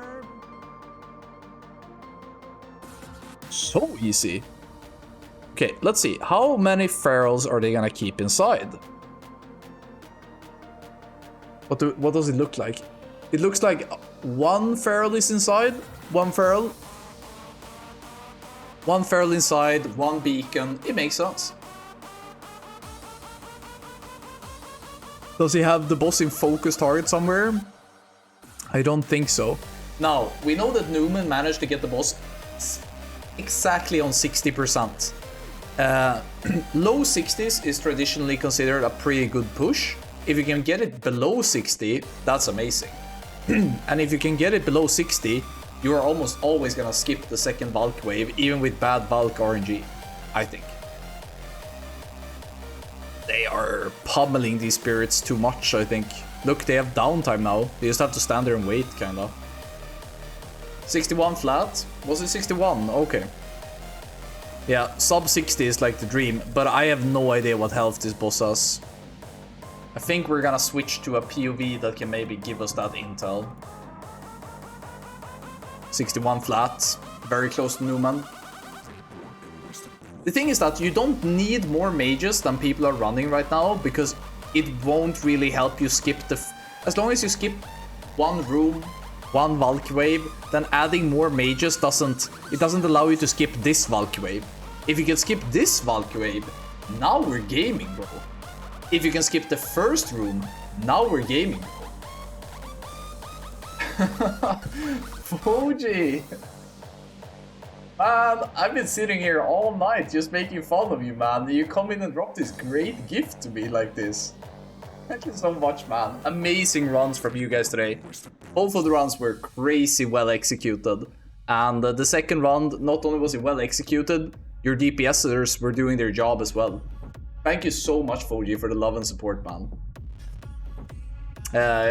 I'm gonna publish the VOD after. I think you're gonna have fun watching my VOD when it comes to your runs.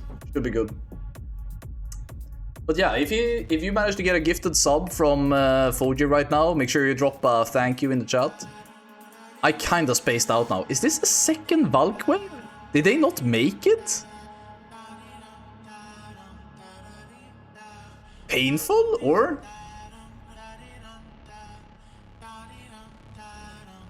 Alright, so what percentage do you want the boss on now? This is like a soft benchmark, but I would say if you can get it to low 30s, you're doing alright. So if we can get it to like 32, 31, so by the time we get out of the room, it's like sub 30%, then we're doing pretty well. Then we are gonna kill it on the lust if we lust immediately when it come out. But if it's on like 34%, then it's gonna be a bit cringe. So phase transition is 30 seconds, boss is already 35. Low 30, maybe? Maybe?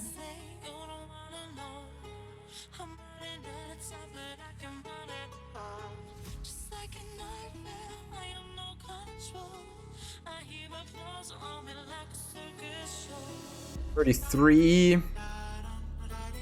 Transition in 8. 32, that's fine. That's close to what Numen did. Can you get it to 31? That's pretty much exactly where they were.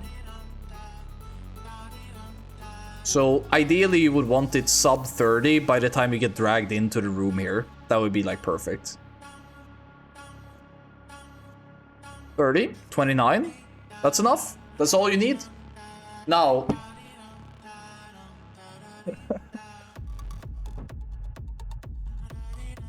is fucking struggling with this phylactery procs. I don't think this phylactery proc is that bad though. They're gonna be in here for 30 seconds. Then they're gonna lust. It's gonna come back the last 10 seconds of lust value. It's not horrible. If you would have procced now, then we're talking. Then we're talking like crack levels of bad. But I mean, this isn't that bad. It could be way worse.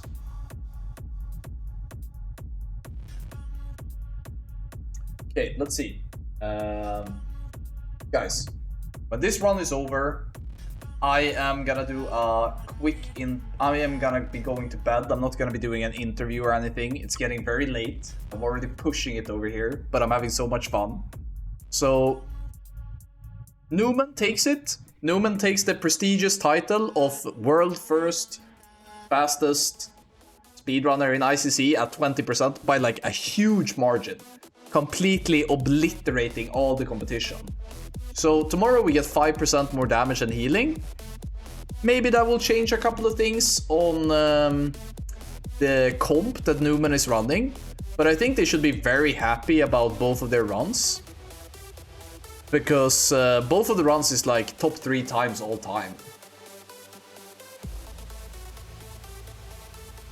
Wait, we also have 15%? What? Is it 15% now? Is it not 20? Is the buff not 20 yet? It is 20. Yeah, we get 25 tomorrow. Why are people typing 15%? It means we were top 15 and 20.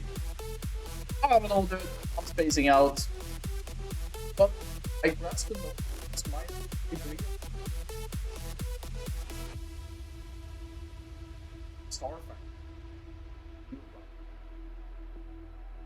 Oh, they mean they won the 15% bracket also? Oh god. Look, if you won the 50... I'm being nice over here. I'm trying to give you guys a trophy saying you won the prestigious title of 20% ICC speedrunning. And you correct me in my chat and tell me, actually, we won 15% as well. Alright. Alright. Good job. Insane. But yeah, thanks to everybody who showed up today. It was a lot of fun. Numen takes it. I think they extend whatever lead they might already have towards the others. And yeah, I am gonna be going to bed now. I hope I'll be able to shoutcast something next week as well. It depends on which days we're going, which days we aren't going. Hopefully I get to play the game and shoutcast. It's so nice to see the community love. Congrats once again to Numen and NOTA for improving their PBs. And until next time, I'm gonna send you off with a Numen victory screen actually.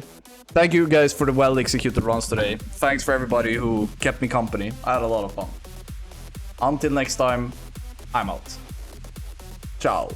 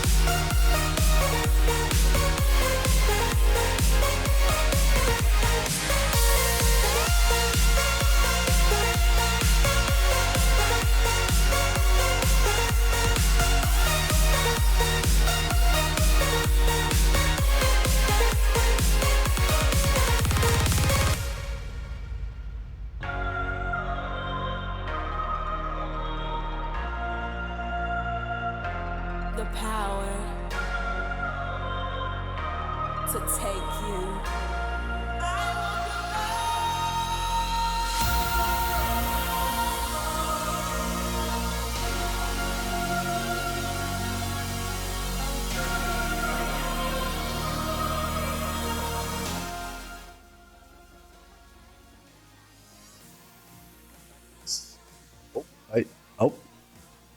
I'm just gonna be hosting someone of the people that we watched tonight. I figure I'm just gonna host Holy Palace V or something, and he can take care of you. So thank you everybody who kept me company, and I'm off. Bye! Är det ett race?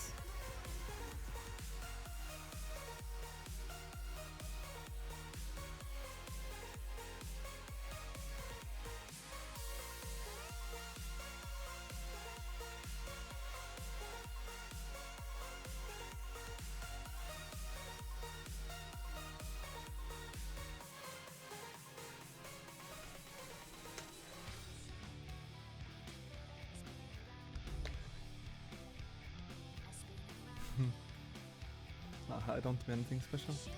Yo, Anfal.